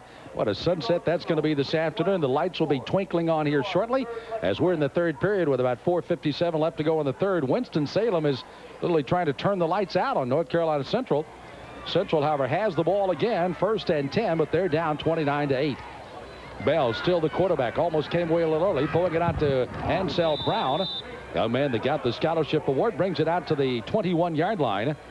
And they'll gain only about a yard on that play that they'd hoped would create some activity on the corner, but it was going to work. Good defensive coverage out on the corner, and coming out is Alexander, the safety. That's a play that's scary to me because of the fact that he's going away from the line of scrimmage, and a corner can come up and pick that off. And it could be setting something up. You could go pump and go, but you've got to put some mustard on that ball to get it there. And fortunately, Ansel Brown was able to catch that one. North Carolina Central only with 177 yards total offense so far this afternoon, averaging just a shade over 4 yards per play. Contrary on the other side, nearly 8 yards a play for Winston-Salem. Here's Bell trying to improvise again and finally gets it ahead to around the 27-yard line. Well, he has truly been in a closet of nothing but snakes and mice trying to get out of there. And he said, I got to get out of this place. I'm telling you, he has been just swarmed here. Definitely not nice today. He makes the fake. There's the fake. And see, watch this. He doesn't release the ball, takes it, and he's done it 2 times a day. One time he was able to pick up some positive yards. The second time he fumbled. This time he pulls it in Chio Johnson's hands and then takes it out and is able to pick up a few yards. Taking a bad play, making it a positive play. It's not enough. Bell only 11 yards on those 7 carries. You may recall he's had several sacks already. Here's the throw over the middle. They got McCaffrey. Oh, just missed. Getting himself on the open field. A late hit that time by B.J. Cameron just prevented him from going all the way as McCaffrey gets a great bullet over the middle, that time thrown by Bell. One-on-one coverage. Send somebody up, send somebody under. McCaffrey able to beat the defender, catch it. You get that ball just a little more air to it. He takes it. But B.J. Cameron, Johnny on the spot, hey, he saves the touchdown. Well, he got him by the shoelaces, and that was all that saved him. And 6 points. 1st and 10, just shy of midfield for Central. Man in motion is Brown. Going to trips left. Bell is rolling that way, looking for all of that manpower out there. He's level, and that could be a fumble. It's on the ground. They try to scoop and run, and they do. And Winston-Salem comes up with it. That's Alexander running the other way. Oh, my, what a hit that was. And we'll see. I believe it again was going to be Calvin Lloyd. Nope, let's back up again. Credit where it is. Was it Williams or Lloyd? It's Williams. It's Williams, Corey Williams. And take a look at this hit. He just leveled Bell. Did you get the number of this bust that hit me? Ooh. Rolling left, looking. He has no. Boom! Oh, my goodness. Mercy. Williams leveled it. Other end, it was Deron Alexander, a junior, carrying it back for the fumble recovery. A big hit on Bell. And you see Lloyd just come. I mean, Williams just comes out of there. Boom! He attacks. They told us he liked to hit people. That's a great right there. He shows how he does. Hit you and hit you hard. First play from scrimmage there. By the way, we haven't seen Tyrone Murphy run a lot, number 25. He's suffering from a bruised rib. Thus, the reason we see Newkirk has played so much today for Winston-Salem. Yes, Kermit Blunt said he had a bevy of backs. And, of course, when you lose one of your better rushers in Murphy, who would rush for over 420 yards, and Newkirk comes in for probably an excellent 60, 70 yards today, that's a nice deep stable for you. Gain of a yard that time by Murphy. Hand up the middle. That's McKee. He's got to have some kind of nickname before this year is all over, as that big fella can rumble. And now a little extracurricular activity going on in the center of the line. Harrison, the center, getting tangled up on the other side. Nice gain in the play. They'll give him about 7 or 8. And it'll bring up a 3rd down and 2 here for Winston-Salem. Woodbury after being replaced by Patrick early on, has gone all the way here so far in the third. Now they give it to Murphy. He'll dive. Is it enough for a first? Maybe. So we're talking about those running backs. Now, Murphy's a senior, but you look at Edge, a sophomore, Damon McKee's a junior, Swindell, who we really only called on special as a freshman, and Newkirk's a junior. So these guys are going to be back. And Winston-Salem and North Carolina Central, I'm telling you, they're going to be something to hear from in the future. That was one thing both the coaches had talked about, and of course, Kermit Blunt, when we visited to him in his humongous office, by the way, yeah, he's going to get us for this. You know he's going to do this too. He talked about the inconsistency of his ball club simply because they were so young. They come in only 2-3. Very good chance of going 3-3 and back in the race for the championship in the CIAA today. Well, this winner will have a tie for first place. We'll only have one conference loss. Livingstone and Johnson C. Smith are playing over in Statesville this afternoon, so one of those teams is going to get a loss. And what happens over the next couple of weeks, Separation Saturday begins to be Big Saturday. Every game becomes more and more important. By the way, Coach Abrams over at Livingstone and Coach Davis at Johnson C. Smith, what a great turnaround and good programs. Livingstone turned it around the last 2 years. Of course, they've lost the big truck down there, but nonetheless, they're still playing good football. Yeah, Wilmot Perry down with New Orleans Saints right now. 4th and 1 here as Woodbury looks over, and now they'll roll the clock. Now they're still trying to find out what they're going to run here. Stepping out of there is Keaton. That's the senior leadership on that line. Woodbury's fumbled the ball. Does he have enough to pick it up and carry it for the first down? After they unstack that manpower, it will be close here, I believe. I don't think he ever got the handout that time from Travis Hairston. A lot of confusion on that play. A lot of confusion. Let's see. And now the officials want to bring the change across the way. This, by the way, is our final of the CIAA games of the week here on all of these CIAA television network stations. We'd like to thank all of those folks who have certainly helped us. Our sponsors certainly have been great. All of the schools with their great cooperation. Don't forget, basketball will start cooking up January 23rd. Be our first college basketball game, as it's not enough. And the defensive central is held. Our first basketball game, Elizabeth City playing host to Virginia Union. Check your local listings. And, of course, that's January 23rd for college basketball leading up to the CIAA basketball tournament. Well, Central will take over 1st and 10 after their defense holds. But Winston-Salem basically did exactly what they needed to do, and that was, of course, run off some clock. It's down to 1:18 of the third period. And before the plays can start here for Central, we're going to take a timeout. Let's step aside with Winston-Salem having the lead by the score of 29-8. We're back after this timeout. 8-5. Hi, I'm Jerry Springer, and every weeknight at 6, you can watch my show on TV 40. My guests always have something to say. Sometimes they shoot from the hip. What? Yeah. Let me tell you something, honey. Blood is a lot thicker than water. And sometimes they shoot from the lip. Take me on. Me and you, in a ring, right here, right now. Let's do it. Let's do it. After watching my show, you'll have something to say, too. Don't miss the Jerry Springer Show, weeknights at 6, right here on WKFT TV 40. Let me tell you about how UC Lending saved our marriage. We had too many bills. And not enough fun. And our credit was lousy, like our relationship. We didn't know where to turn. It was time to consolidate. A friend told us to call UC Lending. Sally at UC Lending. She really helped us. She came all the way to our house. Put all our bills on one payment. Lowered their payments something like $300 a month. $347. And 52 cents every month. On top of that, she got us the money for a new bedroom. A new mower. A new love seat. New tools. No problem. Since UC Lending helped us, it's like the magic's back. If you own your home, call UC Lending now and let's see what we can do for you.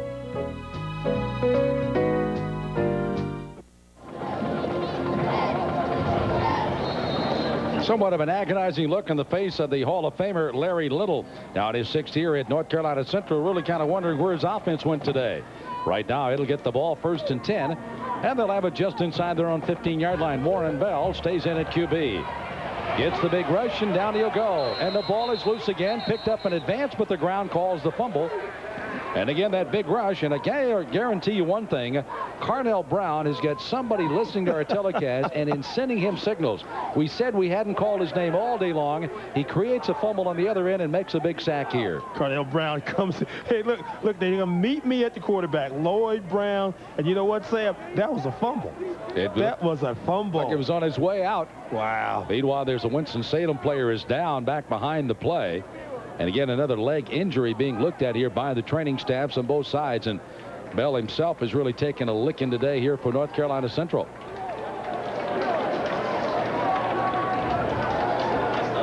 Warren Bell anticipating, of course, another good basketball season.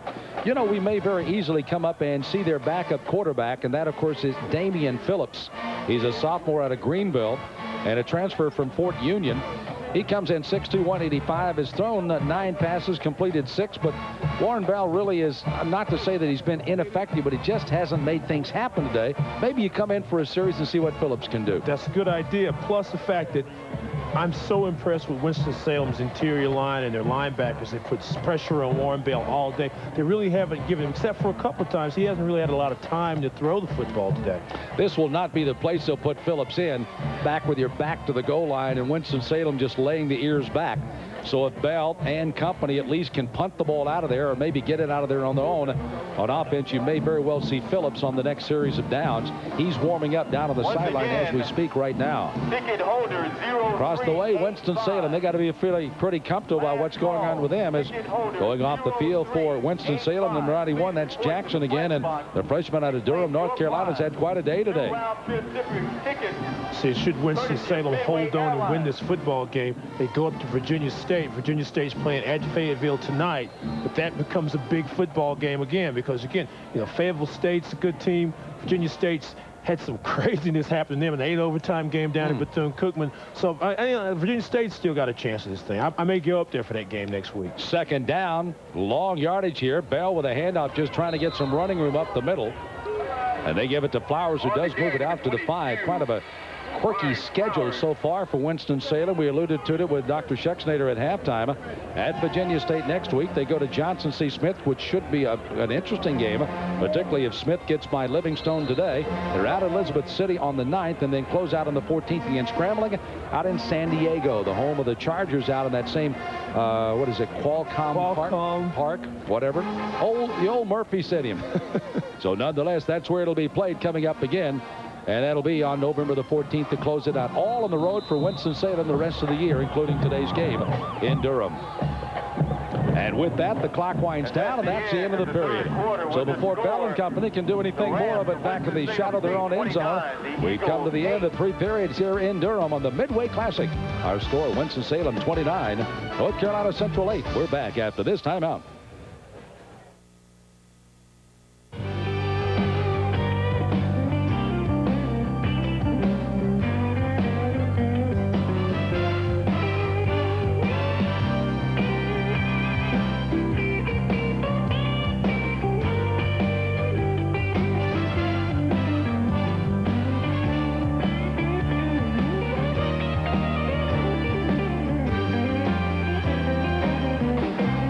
Weeknights at 7 and 9 on WKFT.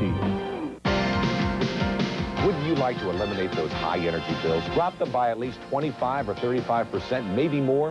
Call us now and we can make it happen for you and save you money in the process with this special sale from All Good Construction.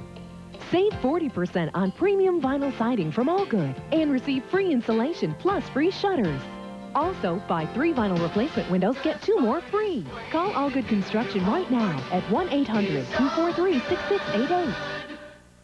Unfortunately, many people know very little about chiropractic. Listen to our patients. Lower back pain, and my hips were hurting. When I have my children treated, that's telling me I trust this. I started developing back problems, muscle spasms. And immediately, I started feeling a lot better.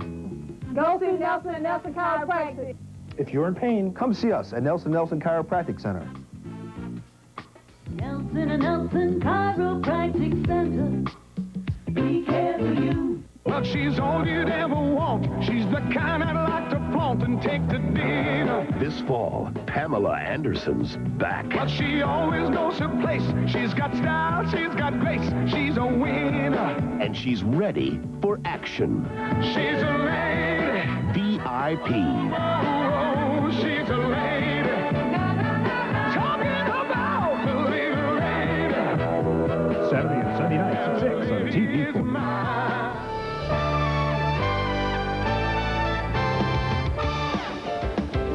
Sam Smith along with Stan Luter welcome you back to Durham County Stadium as we welcome you to the Midway Classic. Right now it's been all Winston-Salem 29-8 as we head for the fourth and final period of today's game.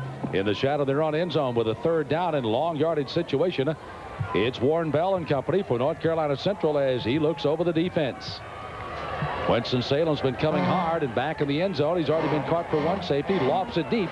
This time it's going to be intercepted and back the other way it goes with Cameron. Cameron takes it up the far sideline, tries to battle the corner of the end zone. Is going to be knocked out of bounds at the 1-yard line. Intended receiver upfield that time was Sanders, and he was leveled with that ball in the air, and Sanders is still down back upfield. That's intercepted by the Warren Bell just tries to go deep. He doesn't read the coverage. Winston's in the nickel package. Cameron's just sitting back there at free safety. Find the football. Boom, he catches it. That's his third interception. Only a freshman. You'll hear the name B.J. Cameron a lot for the next couple of years. Takes it down to about the 5-yard line. A score right now for Winston-Salem, and I think the fans will start exiting. Not to take anything away from Winston-Salem, but was there contact that impeded the progress of the receiver Sanders to getting to the football? That, of course, is the big question. As again, Sanders went down with the ball still very much in the air, and now a timeout is going to be taken here by North Carolina Central as they didn't like what they're looking at with a 1st and goal to go for Winston at the 5-yard line. The stats, of course, continue to mount up after 3 periods of play with just a little less than 15 seconds gone here in the start of the 4th period. Winston-Salem has kind of run all over North Carolina Central. Let's take a look at the Nations Bank period, 3rd period stats, and you can see it's mounting up there with the passing yardage still good for North Carolina Central, but their rushing yardage has been anemic today. Wow, and who would have ever thought that a Larry Little football team, the Wishbone team, this is a team, like I said earlier, they've been putting up almost 200 yards a game the last 4 games rushing the football. I mean, Sam, they've been putting some yardage down, and now today they can only come up with 8. I think you also have to say something about Winston-Salem's defense. They've done a great job defensively.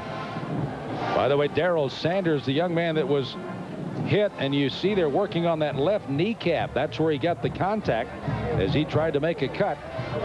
And the team doctors and training staff here of North Carolina Central taking a good long look at him. Timeout was taken by the defense of North Carolina Central.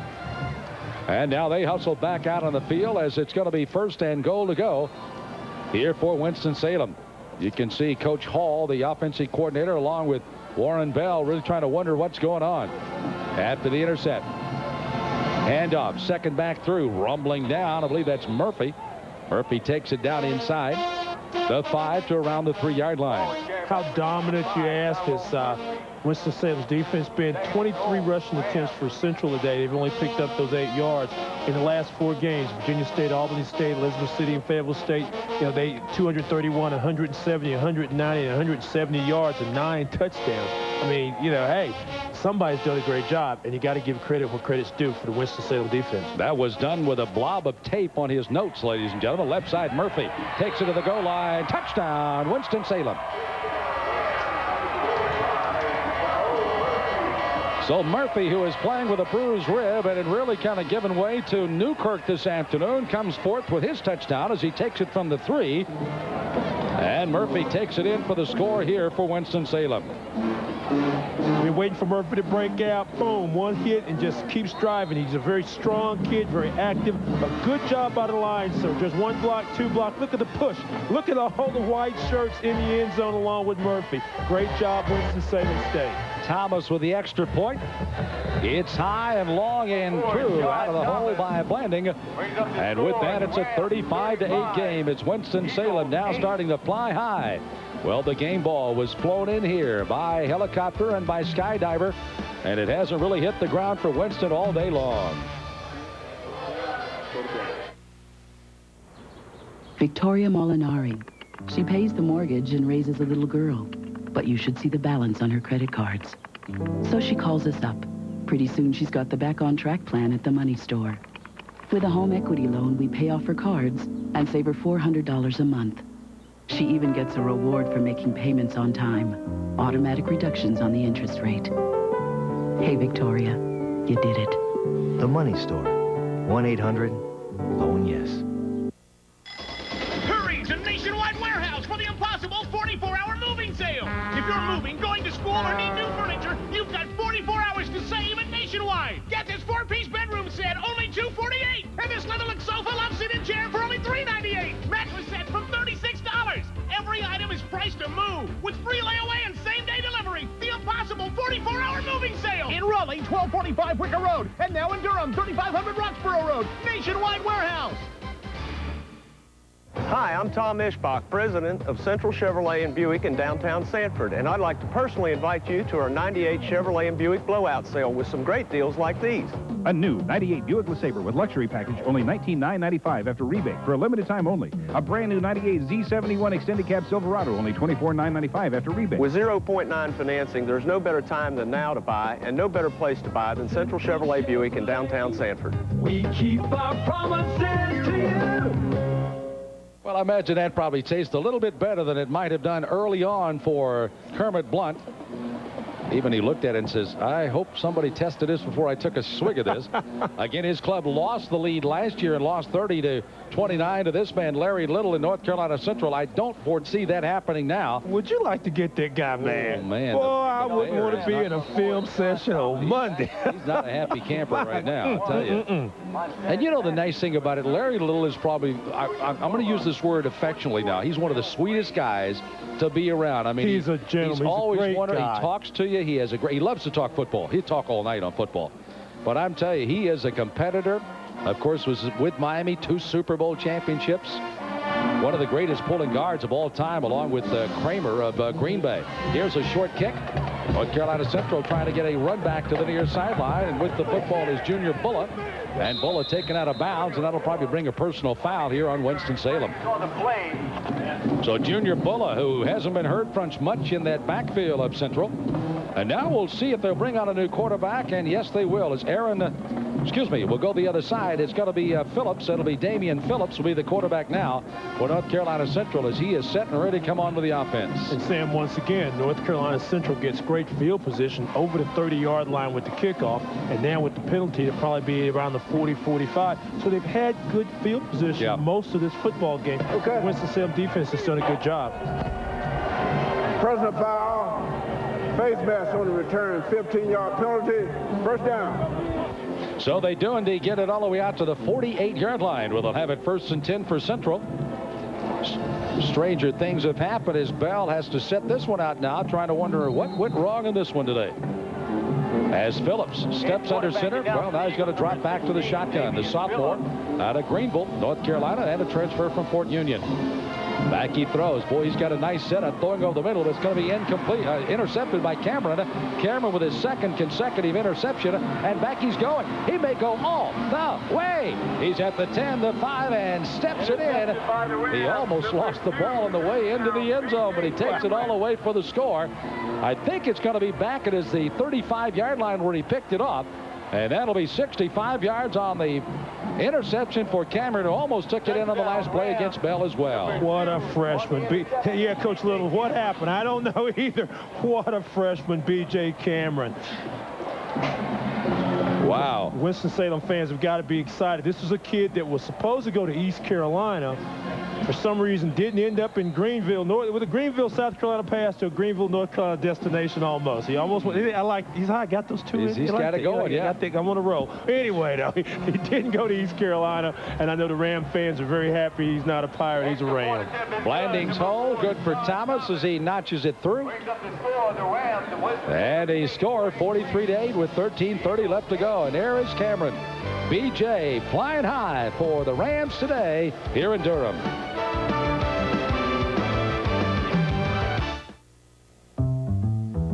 It'll be good to see Uncle George again. I remember he'd pull up in his General Motors car, and a few minutes later, we'd hear him. He taught us about pride and love and about life. He'd say, son, always buy quality. And always buy from people that show you some respect. So like Uncle George, I'm a GM man. General Motors, cars and trucks you can count on for all the roads you travel. People in motion. What exactly is opportunity? Is it big or small?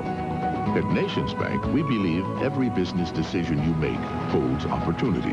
And like you, we have a knack for finding it, whether it's maximizing cash flow or taking your company public. Maybe that's why we're the bank for so many leading companies around the country, and why we lend more money to business than any bank in America. Opportunity is out there. Let's make the most of it. Well, a big 43-8 lead for Winston-Salem, and you could say that Phillips sit back. What a great drop back into the pocket, but look who's on the other end of this one. It's Cameron. He just overthrows his receiver, and there's a free safety. Once again, there's Cameron right in spot, and look at the convoy of blockers for him, and he goes in for the touchdown untouched, and everybody in Winston-Salem is celebrating. High stepping in. Whoa! Now, everybody is celebrating in this field, but Larry Little going, what in the world is going on here? Sometimes you had him days, Coach Little. Today's not one of them. You know, the fortunate part, he hasn't had a lot. Look at that. 67 yards officially on the interception for a touchdown. B.J. Cameron, well, McGowan and Brockett, two receivers from Woodbury, scored. Of course, Brian Edge injured his ankle going in for Winston-Salem. Bell to Manuel, the only score today for Central. Carpington, Murphy, and now Cameron all scoring to make it 43-8 the score. And, of course, anytime you're here at CIAA football, the band's still very much cranking it up here as the young men and women are still on the sidelines and trying to get their Eagles up here. As Thomas will kick off. Again here for Winston-Salem. He may be having one of the sorest legs of anyone in all of college football today. And he booms a beauty. If it's tired, it never shows it. Peterson at the 5. Excuse me, make that Patterson. And here comes Montel again. He's got one man to get by, and finally the kicker that time, Thomas, turns him back into traffic. And they finally make the stop, coming up from behind to finally bring him down. It's going to be Alexander, but I tell you what, Alexander almost had himself looking behind this great return by Patterson. Patterson, number 1, 29 yards a game on kickoff returns. Almost breaks. This was the third one. Gets this ball over the 50-yard line. Sean Thomas has been kicking the ball today, and I think that's like his third tackle today, third touchdown saving tackle. Warren Bell's a tough day, but guess what? You get to play again next week. That's exactly right. Out of the shotgun. This is Phillips. Phillips again setting up, drilling it to the sideline. He's got it in the reach that time of Manuel, who has the other touchdown for Central. He gets a first down to the 35. 13-10 left to go in the game as the clock stops as they move the chains. They're lined up and ready to go in a hurry. As the sophomore quarterback, Damian Phillips, passing 6 of 9 coming in. One interception. He's got an interception here and now hits a good pass there. Out of the shotgun. Sets up throwing well. Drills it out to Manuel again, and a handful of shirt brings him down. And with the shirt in his hand, Marcus Wilson. Wilson and McDougal, the two corners, roommates at Winston-Salem.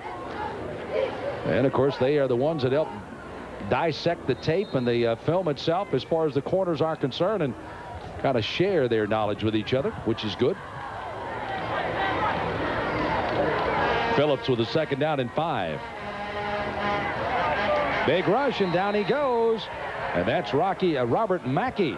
Mackey making his first appearance of the afternoon. 6'3", 248, a freshman out of Fort Mill, South Carolina. And I would say he's probably a happy camper right now. Mr. Bull Rush comes right in. Nobody lays a hand on him. Gets by his offensive tackle. Boom. Sack. First sack of the season for him. Well, Marsh had a handful there trying to keep him out of there and didn't get it done. Phillips. Down he'll go again. Got to figure that as a secondary sack because they had him well covered. Manuel on the far side. On the near side is Catherton. He was covered well, and even the tight end couldn't get loose on the far side as Pratt was held up at the line of scrimmage. Third down, loss on the play. It'll be Well, actually, fourth down play, excuse me. Fourth down, and they'll lead about 14. At the beginning of the game, we talked about some of Coach Larry Little's concern. Don't give up big plays. Well, they certainly started the game bad with the 88-yard touchdown. B.J. Cameron, 67-yard. They've had big plays they've given up. He wanted offensive consistency. 2 or 3 times they've been in the scoring zone. They haven't been able to do anything. They've had excellent field position this entire football game. Haven't been able to score. And he said he wanted his team to play with some emotion. And I think after the beginning of the second half, when they came out and they gave up the touchdown drive, you could kind of feel the wind coming out of their sails. So there's some things that can be corrected. I think if I'm Larry Little, you go back to the film and say, hey, we can get this done, but it's not going to happen today. Armand Wesley, the injured player, down for Winston-Salem as they take a look at him. A lot of good hard hitting out there. Several players going down with injuries. Outside of Brian Edge, who for Winston-Salem scored, turned his ankle badly enough not to go back into the lineup. Most of the others, I believe, at least returned for both sides so far, at least as well as we can tell here in the booth. Right now, they're taking a good long look at this young freshman out of Spendale, North Carolina. Just a freshman, 6'4", 315 pounds. The way they're rubbing his leg and working on it, it looks like he may have had a cramp or something in it. Let's take a look at this again and see if we can pick up how he might have got his leg dinged up here. And again, it was on the big rush. Again, he's number 98, and there it was. Just got cut off. Not on this side, but just on the right side. Almost a block coming from the side just kind of turned his knee wrong side out, it seemed. So Wesley going off under the steam of a couple of the training staff, and here's a fourth down play for Central, and Phillips out of the shotgun again. 2 wide receivers to the near side, Manuel and Catherton. And he rolls that way, looking to throw on a string. Manuel saw it, tried to look it in, but drops it, and that's a fourth down play as Phillips threw it right on the mark. So the fourth down play goes for naught, and Winston-Salem defense takes over. And they'll work it back upfield with 11:23 left to go here in the game. Solid performance for Winston-Salem. They came out, of course, the big bomb, an 88-yarder early on that opened this game up with McCowan. You found out very early that Winston-Salem was going to throw the ball. Their defense completely stymied Central and got a safety to make it 9-0 after the fumble of the football at the 50-yard line after a great return. And then, of course, the going bad to worse for Central started there. They got only the touchdown bell to Manuel is the only score they've got on the board. Winston-Salem trying to use some clock. Got a new quarterback in there again as Patrick has returned, replacing Woodbury.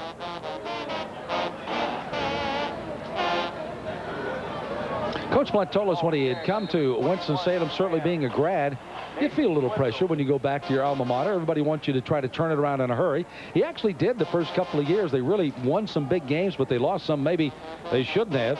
But slowly but surely now, as he said, he's starting to get his players that he's recruited, and now his program is starting to go in the direction he wants it to go in. Exactly. He said that he feels really good about the direction of the program, getting a lot of high school kids to come in. Kids are graduating from the program, and that now he feels like, hey, things are going in the way we'd like to have. Didn't want to get the quick fix, get JUCOs come in for 1 or 2 years, and then they're gone. He wants his players to graduate. So Kermit Blunt's doing the things the right way. You know, Kermit comes in. He's a good guy. Winston-Salem State grad. We've got a new AD there, and things are really on the upswing. New basketball coach that we'll see during the season, Rick Duckett. Things are on the upswing at Winston-Salem State.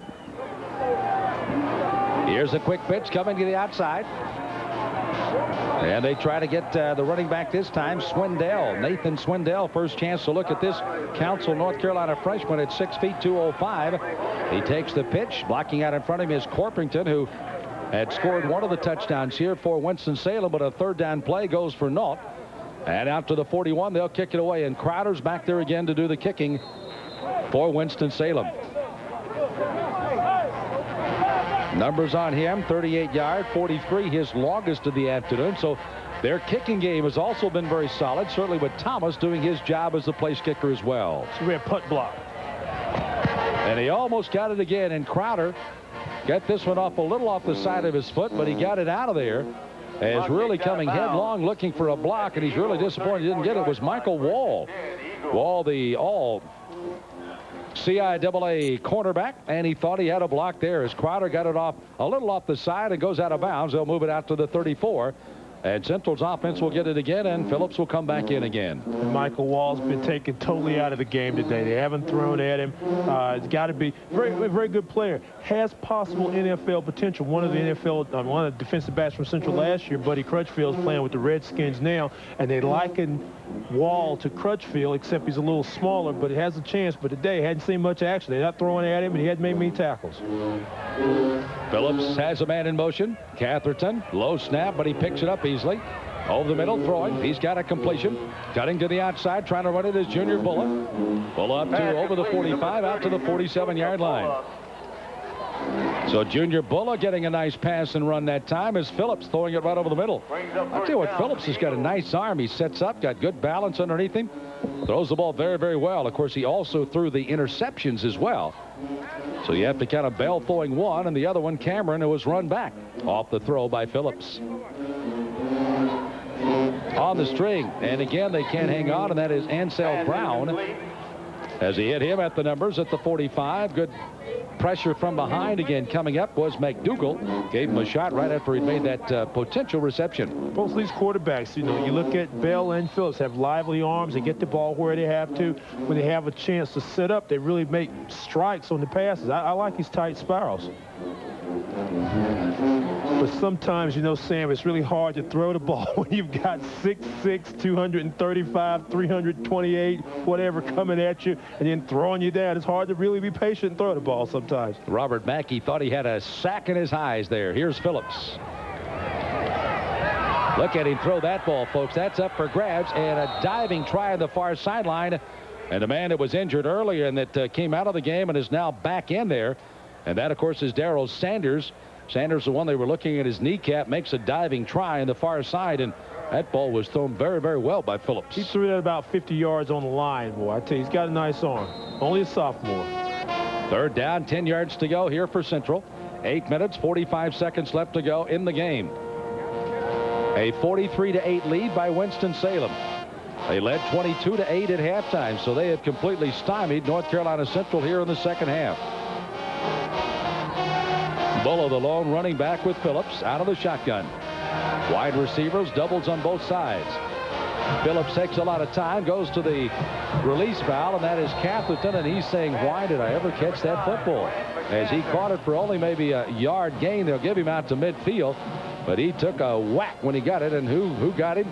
This man right here, Cameron. Throw that ball, looking, find somebody. McCatherton catches the ball, bobbles it. And like I said, I don't think I should catch it. Well, Cameron says, hey, I'm going to show you. B.J. Cameron comes up to cover, turn, there's a bobble. He doesn't know what's waiting for him. Bam. Good solid tackle by Cameron. So with a fourth down play, it'll be kick time here. Burgess will get the kick out of there. The deep man standing back for Winston-Salem is going to be Alexander, one of their deep safety men. Low snap, rushes on, pretty good kick out of there. Depends on what kind of kick it takes. It takes a very good bounce in favor of Central and will roll all the way to about the 11-yard line. But will be taken at the Rams' 11-yard So Winston-Salem takes over with 7:40 left to go here in the game for the Midwest Classic. They actually called a classic for the first time this year, and the reason they do this, of course, is for additional promotion, and of course both schools hoping to eventually amass something like $200,000 for the university. And this is not the only activity. There's dances and auctions and all kinds of things going on in conjunction with the Midway Classic. It'll be held here this year. They'll move it over to Winston-Salem next year, and back and forth they go. But the classic has been created to help both the universities. Right now, Winston-Salem taking advantage of the game on the ground. They run it through to the outside and get another nice gain to this time from Corpington. And both schools are very excited about the association with Midway and having this classic, as you said. And they had a fashion show and a talent, had a Greek step show the other night. They've had everything but a golf tournament. I talked to Dr. Leidy and Ed Little about, hey, next year, let's have a golf tournament, and you know who could hit the first ball. Yeah. We can do that. We can. We played a real nice one. We should say that now. We got a chance. We got a minute. We should put a nice tournament on Monday. We'll do that, and we'll pass it on as a good gain on the play by Carpington. Second down at about 4 yards to go. Here's a handoff, bucking it to the outside is Carpington, and finally caught and dropped from behind as he gets some running room, and that's Conley catching it up and dropping it down, but Carpington bumps it to the outside with a first down. by Winston-Salem. Well, the man that has certainly had a big day and a very happy day is Torrey Woodbury. Only 4 completions, but look at the yardage, 128, a couple of touchdowns. He's been named as our Food Line most valuable player simply because he set the tempo for the game early on and continued to keep the pressure on, not only with his throwing, only 4 receptions, but his fine running skills as well. Congratulations to Torrey Woodbury, again our Food Line most valuable player of the game.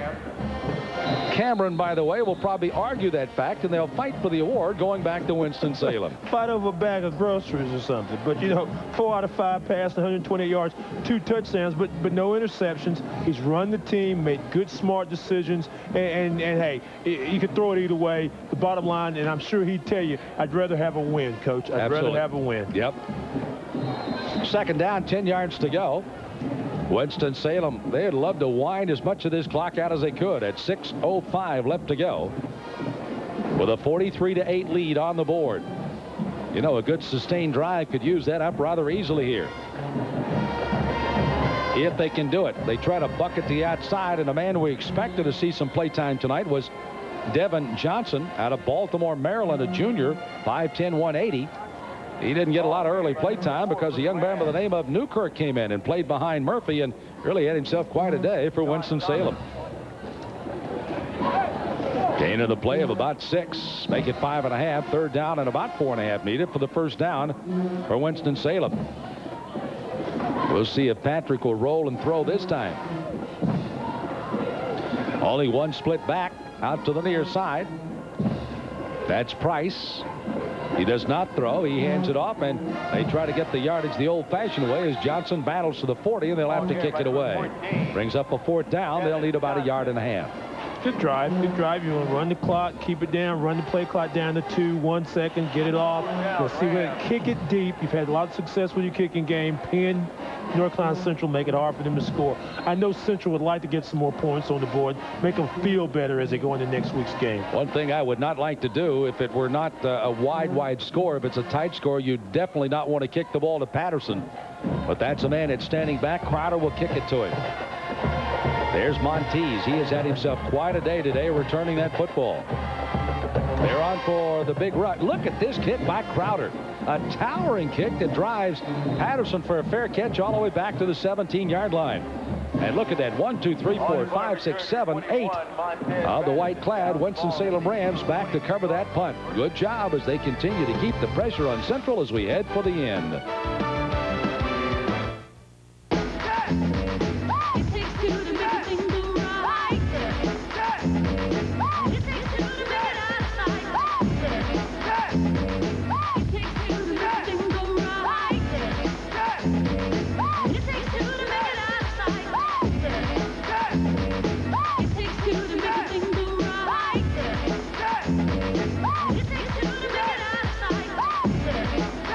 Us. It just tastes better. Meet the Haggerty triplets, Rebecca, Robert, and Reed. 3 little angels with 3 big appetites to feed. All 3 love cookies, bananas, and pears, though sometimes they end up in Robert's hair. Thank goodness their parents know the best place to shop for the foods these kids like. Food Lion is the tops. They have the lowest prices on cereal, milk, pudding, and more. All the foods kids love to eat or throw on the floor. Food Lion, we don't think it's funny to waste time or money. Well, Sam Smith along with Stan Luter is again the sunset. You can see it to the west of Durham, North Carolina. Here at the County Stadium, it's been an all day for Winston-Salem. As Winston-Salem State has roared to a 43-8 lead, we have only 4:20 to go. Back into the ball going for Central is Phillips. Throws over the middle, and he's got a completion as they take it out to around the 30. Well, they'll give it to the 32 or 33-yard line. Making the catch that time is Walden, the converted quarterback, who made a good catch early on in the game as well. Walden, just a freshman out of nearby Chapel Hill and Chapel Hill High School. Now Winston-Salem getting some players off, and they momentarily stopped the play here. Was enough for a 1st down. They were waiting to get the chain set before they would get up and snap the football. I think one of the head linesmen on the far side was screaming for him to hold up because they weren't set the change yet. Gotta get set. They're tired too. Yeah, Central wants to go as fast as they can go here. But again, now they finally... Legal substitution called against the Rams. There was a guy trying to get off the field at the end. I think that might have been Carmen Choice. Could have been Choice. I'm not sure. Pick up the number, but run off the field as they were getting set. So I think it'll be a 5-yard penalty on Winston. By the way, Choice is one of those transfers from the Citadel, from Charleston, South Carolina. Had some good transfer people. Of course, Monty Hall, we mentioned his name earlier, was a transfer from Georgia Military. So they've had some players that have transferred. You mentioned Cameron couldn't project at East Carolina, excuse me, and had an opportunity to come to Winston-Salem. So they've had some players that have either transferred or elected to come to Winston-Salem that have really helped them. Well, and they the substitution. 5-yard penalty on the defense. Still first down. One of the few things that have gone wrong today for Winston-Salem. And this has been a penalty-free ball game pretty much. You know, you've had a couple here and there, but I like the tempo of this ball game. Some games, you know, they drag and drag and drag. This one has not been. There's been a lot of points on the board. Good game. Sanders and Walden at the bottom of the screen as Phillips is back to throw in the pocket. Plenty of time. Throws to McCatherine across the way, has it at midfield, and then is just drilled. Boy, he is driven right into the turf. Back there is Marcus Wilson. A flag is down back at the line of scrimmage. Wilson, the junior from Mocksville, North Carolina, really lowered the boom on McCatherine there. Just as I said, not many penalties. This would indicate with the flag where it is a potential hold on North Carolina Central on the pass. The defense had to stay on the field a long time in the first half. They, of course, had to do a lot of it in the second half as well. But it was almost himself on the foot here. Personal foul against the offense. 15-yard penalty, still first down. And, of course, that's one that Larry Little says absolutely is uncalled for. A personal foul. And, of course, happening on the pass as they step off the long 15 back to the 22-yard line. 3 minutes, 44 seconds left to go. Here from the Midway Classic in Durham. Don't forget this Classic will slide back over to Winston-Salem and Bowman Gray Stadium next year. And, of course, you might contact the two respective schools if you happen to be an alumni and find out how you can be a part of the Midway Classic next year. Phillips out of the pocket. Throws it out, swings it to Bulla. Junior Bulla will run it back to the original line of scrimmage, so that'll bring up a second down and 10 yards to go. Good pursuit defense. Linebackers that time by Winston-Salem.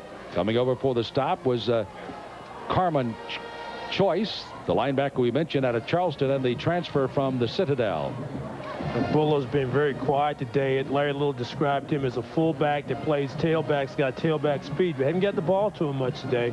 Just one of the things that haven't been able to go right for the Eagles. They throw it to the outside, threw it right through the hands of McCatherine that time. He was well covered on the near sideline that time by Andre Shin. Shin, a freshman out of Winston-Salem. You know, it's interesting to see also the recruiting tendencies of these two schools. Yes, there are some good football played in their own area, but a lot of players like to go away to school. But if you can latch onto those in your own home area, the quality football players, your recruiting program becomes much more substantial. It's got a little rock bottom, and both of these coaches are really starting to draw from their own community now in their 5th and 6th years respectively for their two clubs. Take care of home and then expand. Take care of home. Don't let anybody break in your back door. Third down, 10 yards to go. Phillips doing a good job of scrambling to get away, but it's not going to be enough for a first down. He will be tumbled down as he crosses about the 37 or 8 yard line. It'll bring up a big crucial down again here for Central. Of course, their crucial downs all came at about the second period when they had to score, falling down 22 to 8 at halftime. But again, since that time, they just had to scramble for whatever they've gotten, and they haven't gotten anything in this half. Phillips replacing Warren Bell. Throws it to the outside. Great diving catch by McCatherine, and that's going to be a completion for the first down. They'll move the chains, and a first down for Central. Stops the clock with 2:11 left to go. Kind of like the poise of Damian Phillips. Sits back in the pocket, takes his time, throws a strike, and good concentration by Durant McCatherine. I mean, they're still battling. This is what you got to like if you're a North Carolina Central fan. This is what Larry Little's got to have out of his team.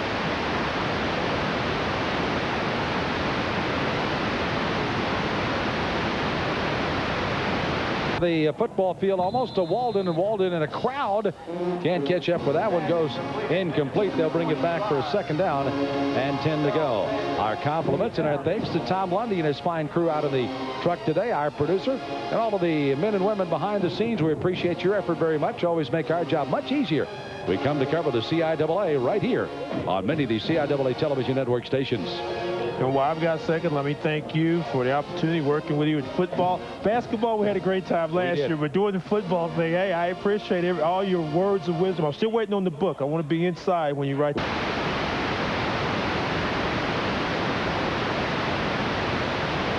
Out of the shotgun. Thank you, Stan. Great job this year. Here is Phillips. Big rush. Little jump pass, that time intended. Over the middle for Flowers as Phillips is nailed. And again, a couple of guys meeting him at the junction that time. Lamar Moore, who has not played until just the last couple of series of downs, and also coming in again is Choice, as they both were putting the pressure that time on Phillips. Third. Stopped again at 1:43. I'd like to remind you the CIAA basketball tournament coming up in Winston again this year. Consult any of your CIAA schools for ticket information to be there in Winston with us. Great tournament again this year. Phillips dumps it off. McCatherine, 50-yard line. He's got enough for a first down. That'll stop the clock again, and they'll move the chains. And as Central winds down this game, they also have to think about the future. And next week, they travel and play Bowie State. And then they've got the big game at Livingstone. It'll be Livingstone's homecoming, I think. Always a battle with Livingstone and Central play. And then they end the season with Johnson C. Smith, and it'll be their homecoming. So there's still some games to be played, some games to be won for North Carolina Central. Depending on the outcome of that Smith-Livingstone game, certainly the game with Winston-Salem against Johnson C. Smith in a couple of weeks could be a big one as well. Phillips throwing to the outside, trying to muscle this one by. Dickens was the intended receiver, a freshman out of Tarboro in North Carolina. Couldn't catch up with that one, was well in front of him. And it brings up a second down and 10 yards to go again for Central. Clock stops a minute 10.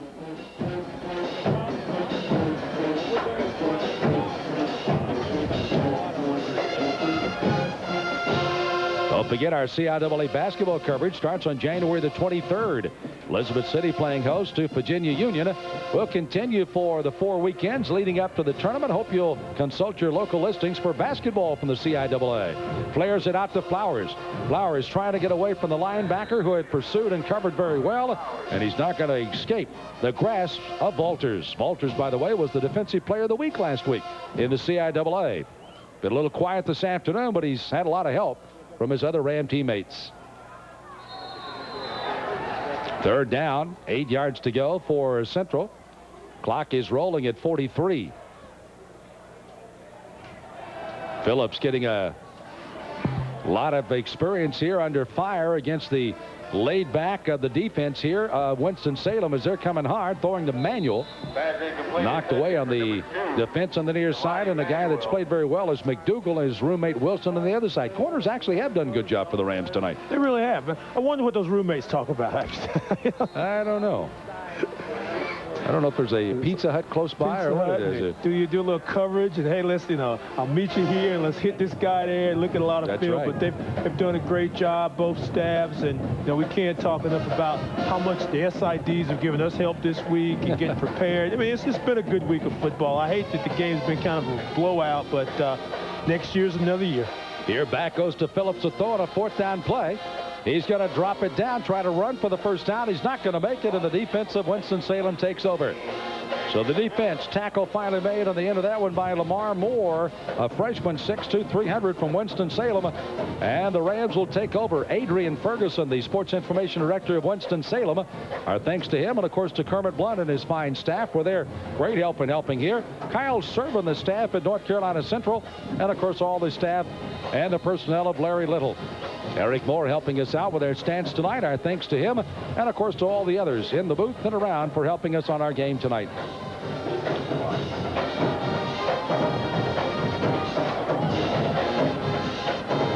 First and 10. Let's see if they take a knee on this. They will. So again, as they just drop to a knee, the clock running down with 14 seconds left to go. And no one's going to expend a timeout now as they know this football game is over, and so do we. 43-8 will be the final score as Winston-Salem finally breaks out of a 3-game losing streak after losing a heartbreaker last year, 30-29. It's Kermit Blunt and his club coming up for the win tonight as they get it, putting the pressure on early, leading 22-8 at halftime, and not letting the lead get away this year as they win it by the score of 43-8 in the Midway Classic. So as the coaches celebrate each other, and of course the players also there, you see the two coaches. Kermit with a nice smile on his face. Larry Little trying to force a little smile right now. But nonetheless, it's all over for tonight. We'll be back after this timeout to put a wrap on it. We'll look again at the play of the game and the final comments in a moment. This is CIAA football. For over 100 years, Berry Manufacturing has hand-tailored better menswear for America's finest men's stores. With quality details like hand-stitched armholes and double-wrapped buttons. Others don't. At Berry Manufacturing, the latest styles are cut from the same fine wools as designer suits costing hundreds more, like Merino Extra Fine Super 100s. Now available wholesale to you, $99 to $159. Did we mention accessories? There's something new coming this Ford truck season.